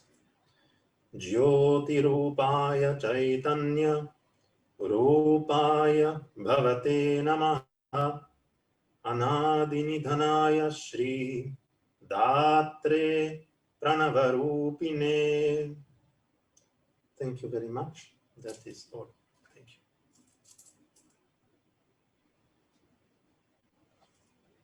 Thank you. Really grateful, Dr. Mathia, for your very deep information about, I must admire your knowledge in Sanskrit Buddhism and also the China-Nepal relation from the Buddhist perspective. And your recitation of the mantra was perfect.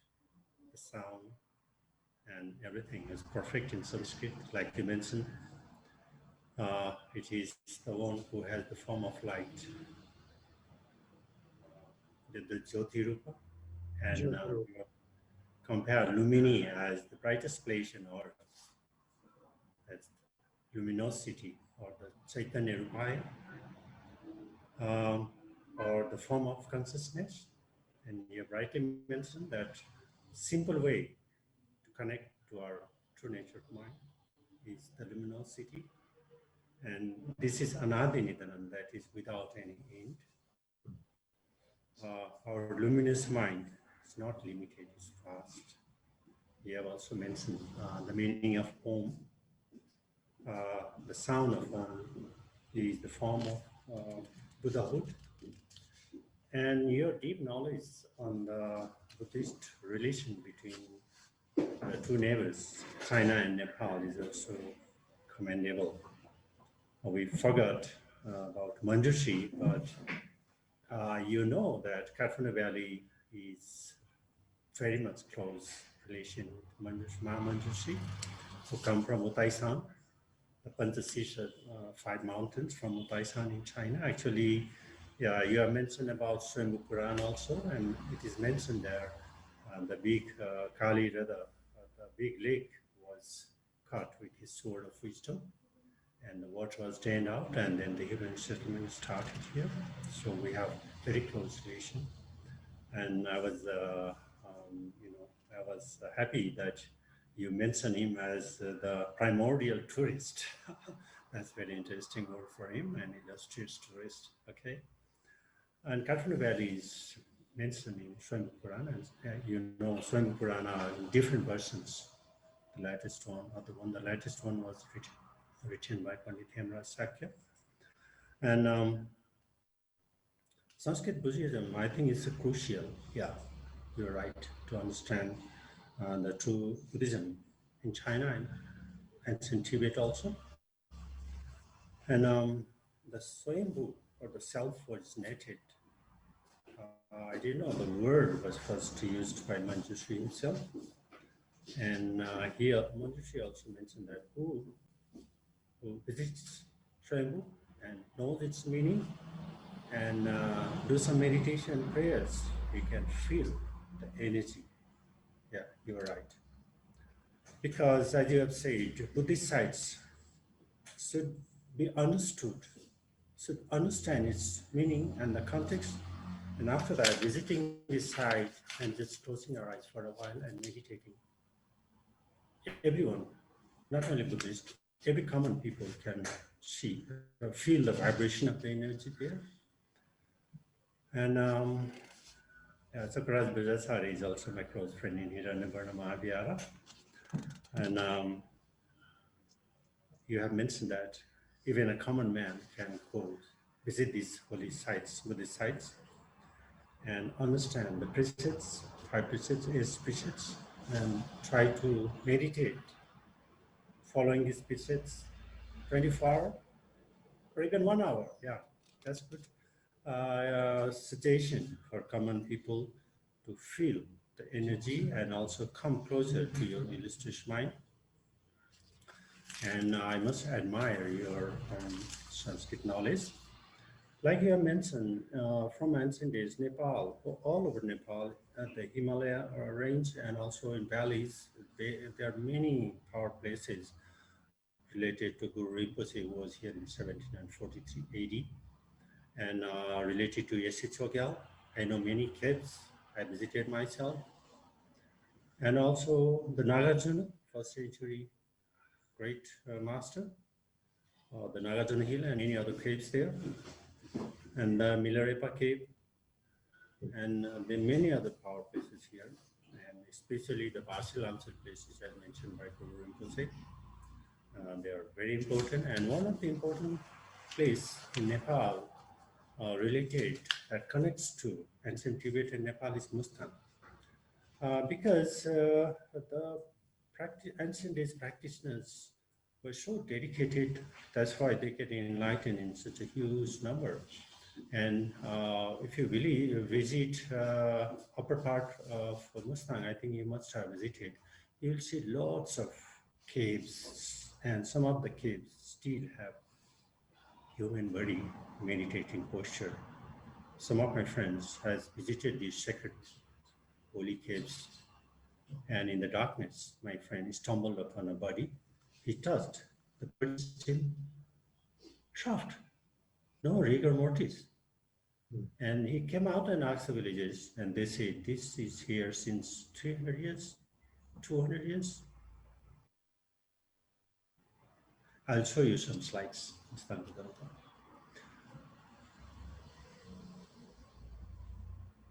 So this is one of the cave, very vibrant and still many Buddhists visit in Mustang.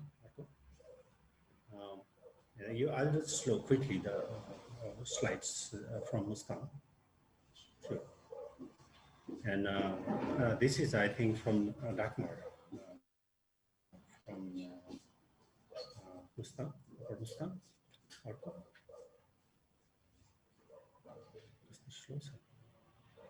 And this is also a cave where, in these caves you'll still find bodies meditating. This is also caves in the rock in the upper Mustang.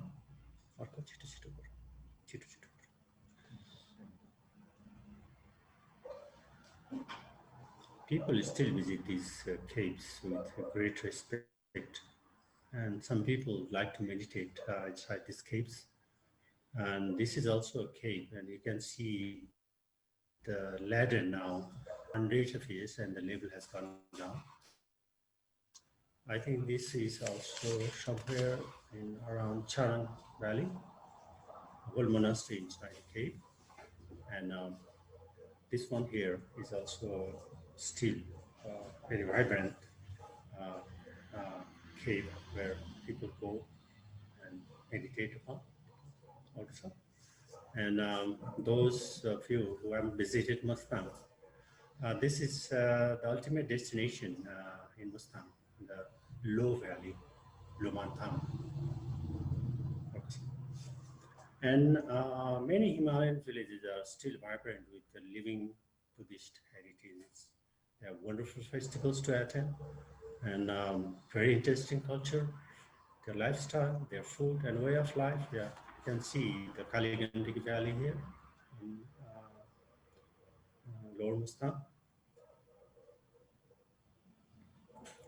And now these are the ladies from Upper Mustang attired in their traditional dresses and attending festival. They have a lot of festival in Nepal, in Kathmandu Valley and villages like Mustang. So it's very interesting to visit Nepal during these great festivals being celebrated since hundreds and hundreds of years outside Nepal.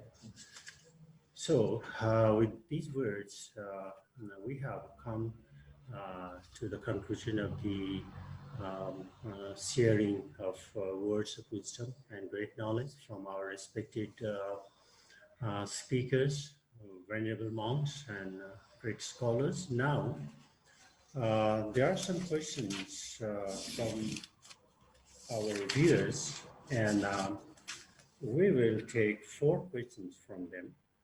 And I would like to request Venerable Matthew first to take 2 questions. First question is, does the rebirth really occur? Is it scientifically proved? Could you enlighten us?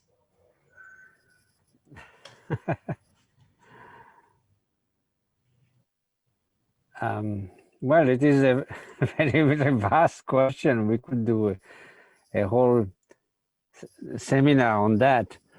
Well, you know, there's a huge cultural differences in Eastern tradition, you know, Buddhist and Hinduism. It is taken for granted that we have a sort of many different states of existence, while in a materialistic reductionist cultures, like mostly in the modern world, this is something that looks very far out.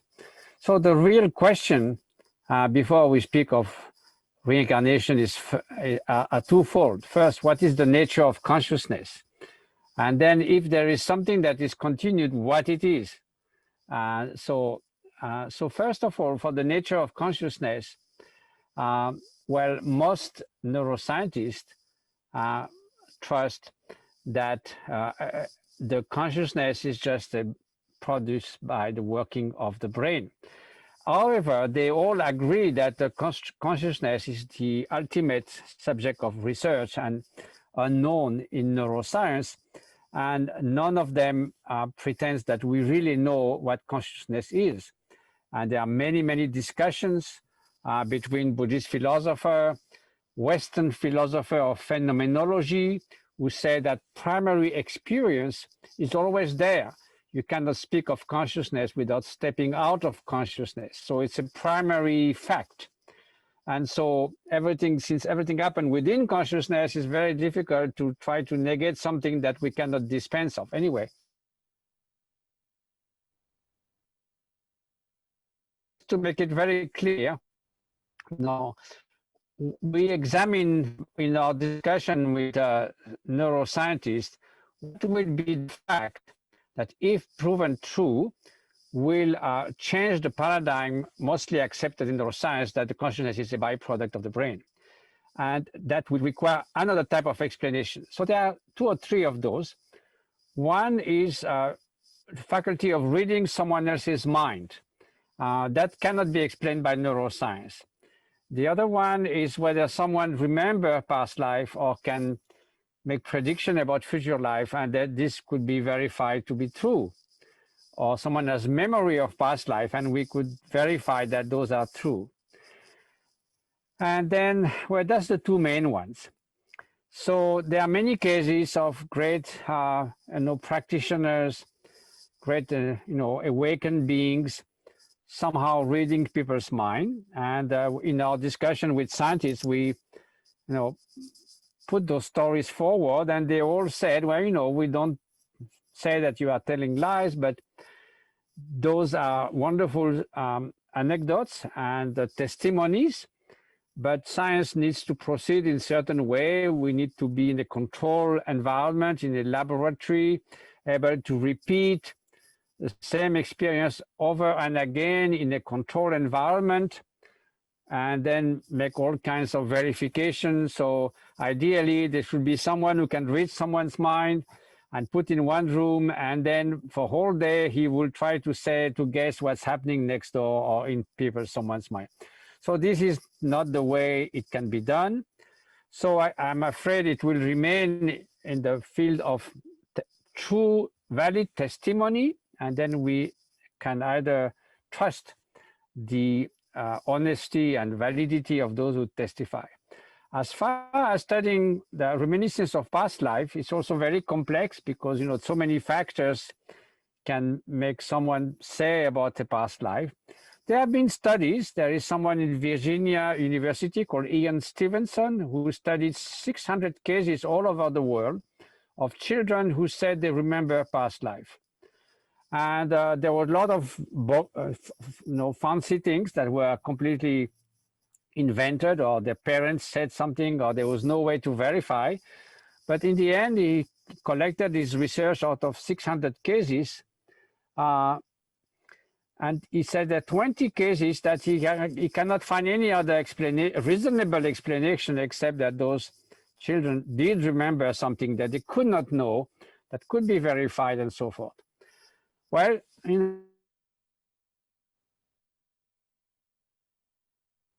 so people are engaged, but it didn't go anywhere. So I think it's very much a matter of experience, but we cannot say that past and present existence has been proven by science or accepted by science. But there are many scientists who are open mind enough to go into discussion, and not only sort of marginal scientists. We had discussion with some of the top specialists of consciousness, like Christoph Koch, who is a disciple of Nobel Prize Francis Crick, who found the DNA. And Christoph Koch has a whole institute in Seattle devoted to the brain. And we had many discussions with the Dalai Lama and him, and he took those discussions very seriously. Myself, I did a book with one of the leading European scientists, Wolf Singer, who is the head of the Max Planck Institute for Neuroscience in Frankfurt, and it's called Beyond the Self. And we examine many aspects of consciousness, of free will, and so forth. So it's a very complex subject, and it's a fascinating area of interface between science and Buddhist practitioners and philosophers.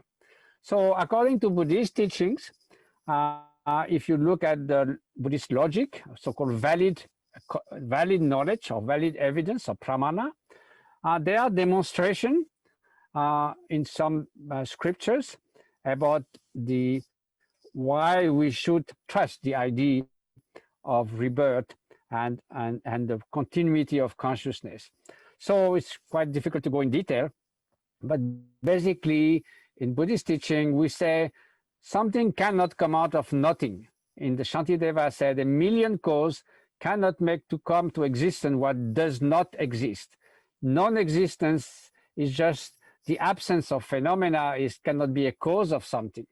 So there can only be transformation and so forth, but there cannot be ex nihilo creation, which means that the stream of consciousness and the stream of phenomena, non-conscious phenomena, has to be without true beginning. On top of that, they appear, yet they are devoid of intrinsic existence. So you see, it's a very, very complex philosophical issue, and we could talk on that for hours. I'm afraid I don't want to take too much time, but just to give you in a nutshell a few points of ongoing discussions. Yeah, thank you so much. You have touched on the crux of the teaching on rebirth. Thank you so much, Venerable. Now I have another question for you. The question someone asked is, how can I easily understand about emptiness? Venerable Matthew? Yes, sorry, there was a cut, so I didn't hear the question. Can you repeat the question? How can I easily understand about emptiness? Well, another huge subject. Well, one of the one of the main teachings of the Prajna Paramita is emptiness is form, form in emptiness. So that avoids falling into both extreme of nihilism and naive realism. So we, of course, it will be nonsense to deny the phenomenal world, to say there's nothing, nothing exists, there's nothing at all, a nihilistic view, because we can see that there's phenomena. So what's the point saying that they are not there? But the point is, yes, they appear, but how? How do they appear and how do they exist as being endowed with intrinsic solid existence, autonomous, permanent existence? Or are they coming out of a set of relation of interdependent production and arising, intimately depending on each other and fundamentally devoid of intrinsic existence? So the Buddhist sort of investigation concludes that if you go in depth, both into inanimate phenomena and in consciousness, you come to a point where you cannot find any entity that is autonomously, permanently, and separately existent on its own. It all exists in relation. So phenomena like rainbow appears because of the sun, because of curtains of rain, because of an observer, but rainbow alone has no existence on its own. If you remove the sun, there's nothing left of the rainbow, not a single atom is just gone by removing one factor. So that means that emptiness means emptiness of intrinsic existence, doesn't mean nothing. So the emptiness of a glass of water is not the absence of the glass, it's the very nature of the glass. That it appears, yet it is void of intrinsic existence. So ultimately is the union of appearance and emptiness. Thank you, Reverend Matthew. I think that's the best answer in a very short and precise manner. Thank you so much. Now, there is another question, and I would like to request Venerable Brain to take this question. Venerable Brain, are you there?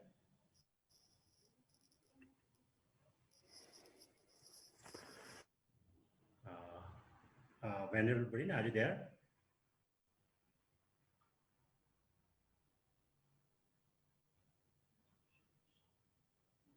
I think we lost Venerable Brain.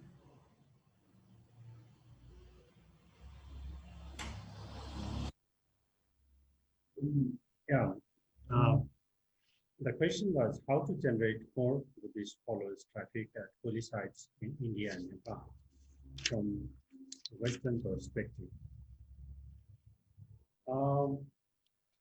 In absence of brain, I'll try to respond to this question.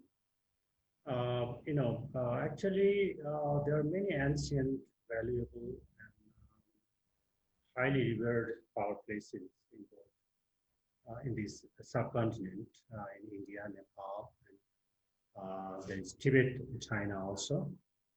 In a simple way, I'd like to suggest that to generate more traffic, tourist traffic, Buddhist practitioners and non-practitioners in these sites would be to disseminate correct information in a wider scale to all the medias. Nowadays there's a lot of medias to inform. So the correct information of each of these sites, like the previous speakers have mentioned, the context, the history, and the legend, true legend attached to it. And then also, I think there should be other promotional activities of these sites, but not from any, it is being done from the private sector also, so far I know, but to make it more authentic and reliable sources, I think I would suggest a joint promotion committee, both from India and Nepal, maybe a team from the Archaeological Department of Nepal and Archaeological Department of India, including and involving some other enthusiastic Buddhist organization, would be wonderful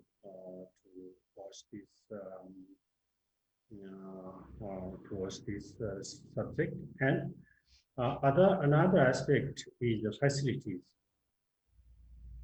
There should be enough facilities, and all those facilities, infrastructure facilities, should be well informed to all, to all level of the visitors, focusing on different levels like middle class travelers and high-end travelers. So there should be luxury apartment, luxury hotels and residences, and also budget hotels, and similarly proper transportation and road connection and other air connection. All this information has to be disseminated, not once in a regular basis. I think that can be a good help to promote the flow of traffic in these sites.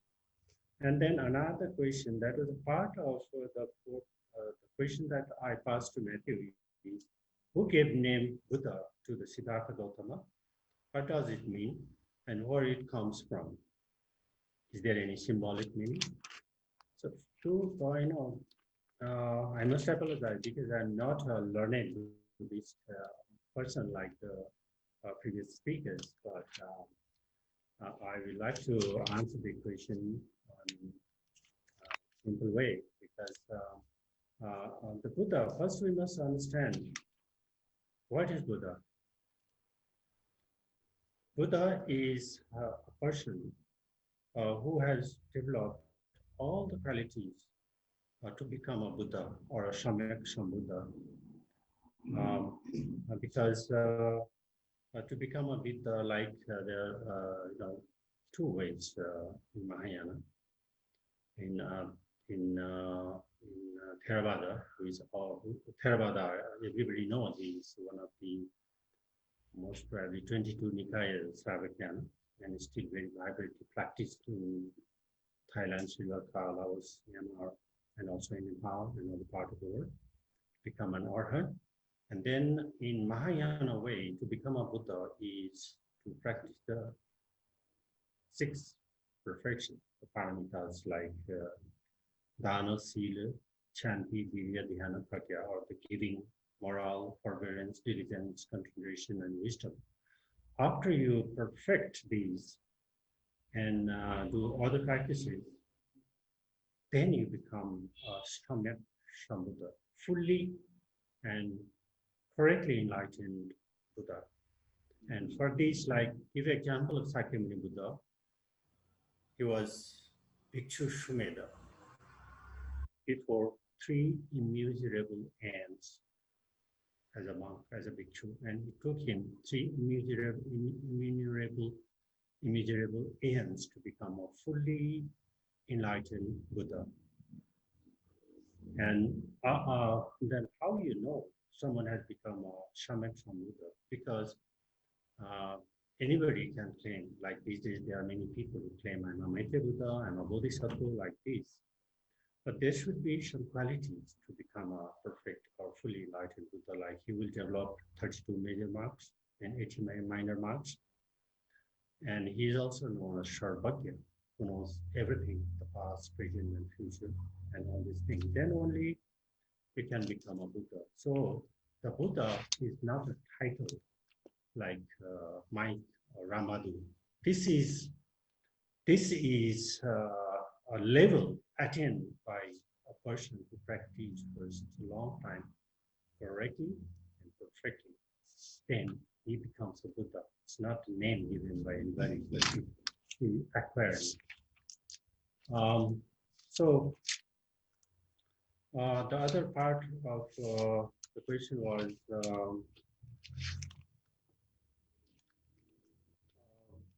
Buddha.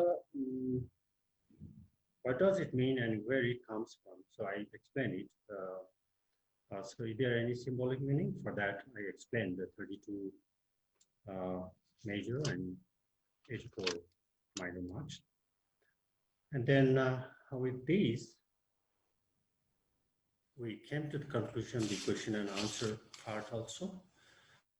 And it was a great experience having all 4 great scholars, Venerable Monk, and great scholars in today's program. And for those who are watching this program, we are also very grateful on behalf. And we'd like to request all of you to visit Nepal. Tell your friends to visit Nepal. Walk in the pristine mountain. Enjoy the enchanting culture, or do the adventure. And don't forget meditation, because in Nepal you have several great masters still living here. If you need, they can guide you towards enlightenment. And you can practice Dzogchen, Lamre, or Mahamudra. They are great teachers here.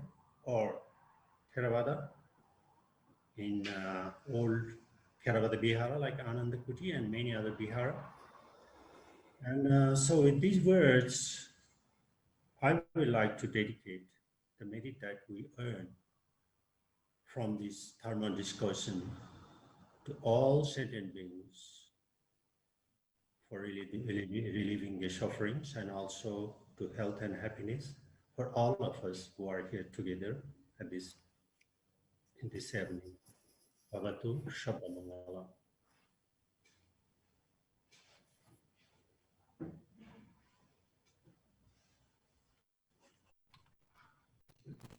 Oh, now Shraddha, please take up.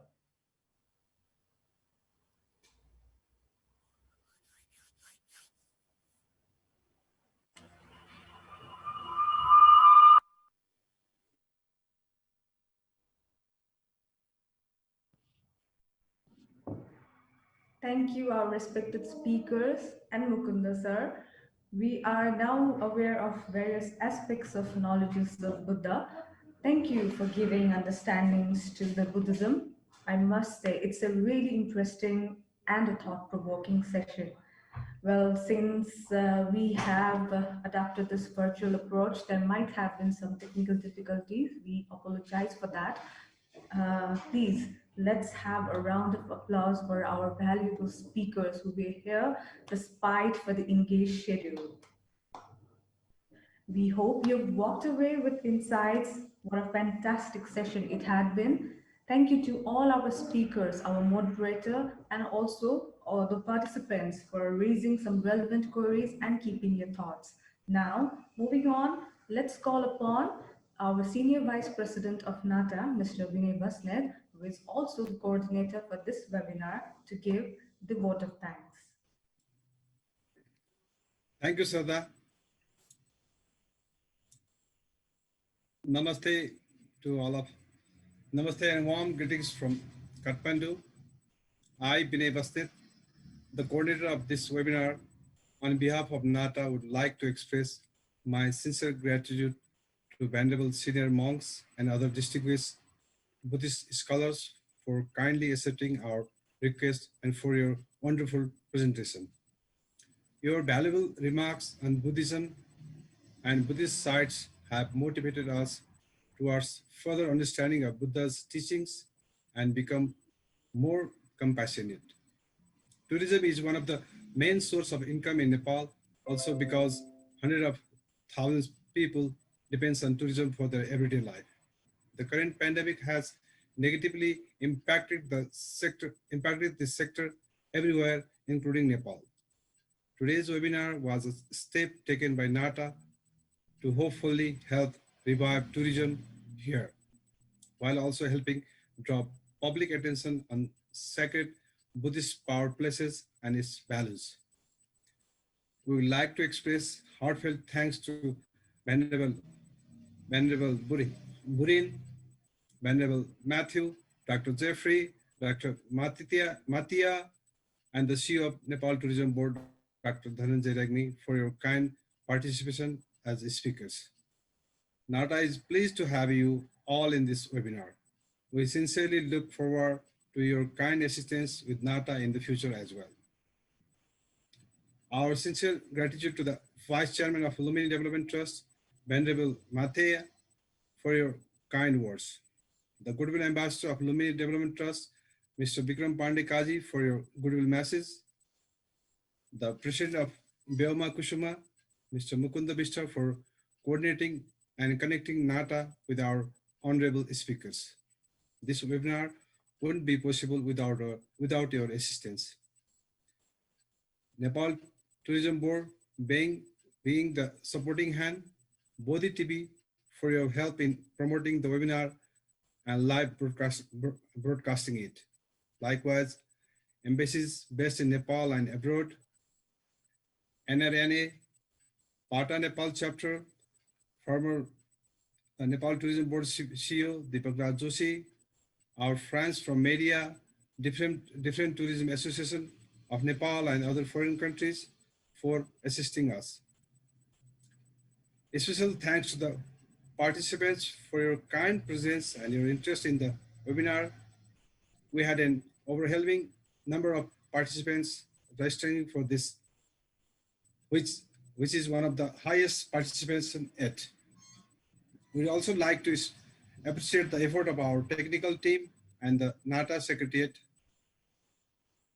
Lastly, I would like to conclude today's session by expressing my sincere thanks to the board members of NATA who worked as a team to make this webinar a success. Thank you.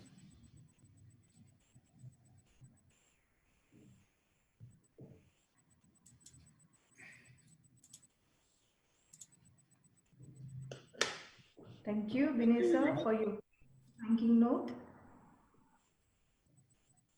Thank you, all our participants, to all our viewers watching us live on Bodhi Television, Nata Facebook page. Thank you, everyone, for the great participation. Despite the timing constraints of various countries, you all have been a wonderful audience. Our heartfelt gratitude to all our supporting hands for their contribution to making this event a success. This had indeed been an encouraging one. Before we end the call, please feel free to reach out to our social sites and send across any topics or suggestions that you'd like for us to address in the near future. We hope you have a wonderful evening or the rest of the day wherever you are in the world. Here's to a resilient tomorrow. Please stay safe and connected. Thank you. Thank you. Namaste. Namaste. Thank you. Bye-bye.